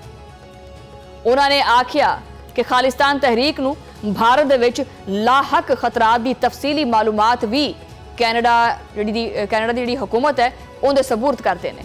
बरतानवी इंटैलीजेंस भारतीय एजेंट्स दी सिख रहनुमा हरदीप सिंह नजर दे कतल दी बेईमाना साजिश भी बेनकाब हो चुकी है। उत्थे कैनेडा ने खालिस्तान दी हमायत दे विच इह चीज़ वाज़े कर दित्ती है कि सिफाक मोदी भारत विच जिहड़ा ना इंसानी ते जमहूरी हकूक दा कातिल है। खालिस्तान तहरीक दे हक दे विच कैनेडा दे मौकफ ने मोदी दी दाखली ते खारजी नाकामियां नूं आलमी सतह दे उत्ते भी वाज़े कर दित्ता है। अटोवा दे विच होण वाली इस सियासी सरगर्मी दे इलावा एक बड़ी खालिस्तान कार रैली भी मुनक्किद हुई है, जिहदे विच सैकड़ा गड्डियां ने भारती हाई कमिश्नर दिनेश दे रहायशी मुकाम दे उत्ते पहुंच के भारत दे जबर दे खिलाफ एहतजाज भी कीता है। ये रैली ना सिर्फ एक अलामती इजहार सी बल्कि एक मुतनाज़ा कदम भी सी। ये मुतालबा सिर्फ सियासी नहीं बल्कि एक आलमी डायस्पोरा की तरफ जिहड़ा ना वो चलन वाली एक सॉफ्ट पावर मुहिम है। इस मौके के उत्ते ऐलान भी किया गया कि जी भारत पंजाब दे विच कोई 26 जनवरी नूं जिहड़ा ना वो रजिस्ट्रेशन का अमल वोटर्स की रजिस्ट्रेशन का अमल जिहड़ा ना वो शुरू होएगा। गुज़श्ता जिहड़ा साल है उहदे विच लॉस एंजलिस दे विच मुनक्कद होने वाले रेफरेंडम दे विच तकरीबन 35,000 सिखां ने हिस्सा लिया।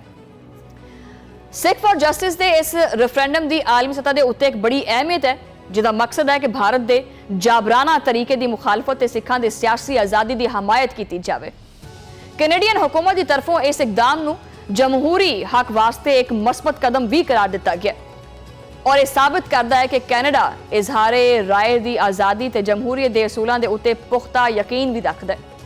अटोवा दे विच होने वाली यह रैली और एहतजाज ने कैनेडा दे विच जिहड़ा सिख डायस्पोरा है उहदी सियासी कुवत नूं एक नई सतह के उत्ते भी पहुंचा दिता है और एक मुस्तकबिल दे विच आलमी सियासत के उत्ते असरअंदाज भी हो सकता है।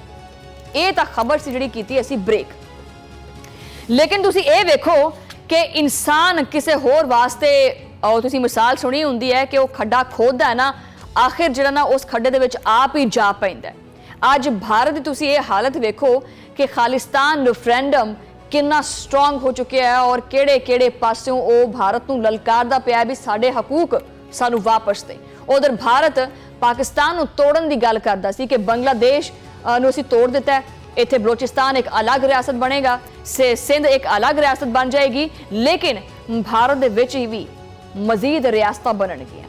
ਖਾਲਿਸਤਾਨ ਦੀ ਰੈਫਰੈਂਡਮ ਜਿਹੜੀ ਇਹ ਤਹਿਰੀਕ ਹੈ, ਇਹ ਲੱਗਦਾ ਇਹ ਰਿਹਾ ਹੈ ਕਿ ਆਪਣੇ ਹਕੂਕ ਹਾਸਲ ਕਰਨ ਦੇ ਵਿੱਚ ਕਾਫੀ ਹੱਦ ਤੱਕ ਕਾਮਯਾਬ ਹੋ ਜਾਏਗੀ। ਲੇਕਿਨ ਇਹ ਵੀ ਦੇਖਦੇ ਹਾਂ ਕਿ ਇਹ ਤਹਿਰੀਕ ਜਿਹੜੀ ਹੈ ਉਹ ਕਿੰਨਾ ਕੁ ਅਸਰ ਜਿਹੜਾ ਉਹ ਪਾ ਸਕੇਗੀ ਭਾਰਤ ਦੇ ਉੱਤੇ ਵੀ, ਔਰ ਆਖਿਰ ਇਸ ਤਹਿਰੀਕ ਨੂੰ ਆਪਣੇ ਜਿਹੜੇ ਹਕੂਕ ਨੇ ਉਹ ਮਿਲਦੇ ਆ ਜਾਂ ਨਹੀਂ ਮਿਲਦੇ, ਕਿੰਨੀ ਕਾਮਯਾਬ ਹੁੰਦੀ ਹੈ। ਨਾਜ਼ਰੀਨ, ਇੱਥੇ ਜਿਹੜਾ ਪ੍ਰੋਗਰਾਮ ਦਾ ਵਕਤ ਖਤਮ ਹੋ ਗਿਆ। ਤੁਹਾਡਾ ਮੁਲਾਕਾਤ ਹੋਏਗੀ ਅਗਲੇ ਪ੍ਰੋਗਰਾਮ ਦੇ ਵਿੱਚ। ਉਦੋਂ ਲਈ ਚਾਰ ਚੁਫੇਰੇ ਤੋਂ ਮੈਨੂੰ ਦਿਓ ਇਜਾਜ਼ਤ। ਅੱਲਾ ਨੇ ਕੇ ਬਾਨ।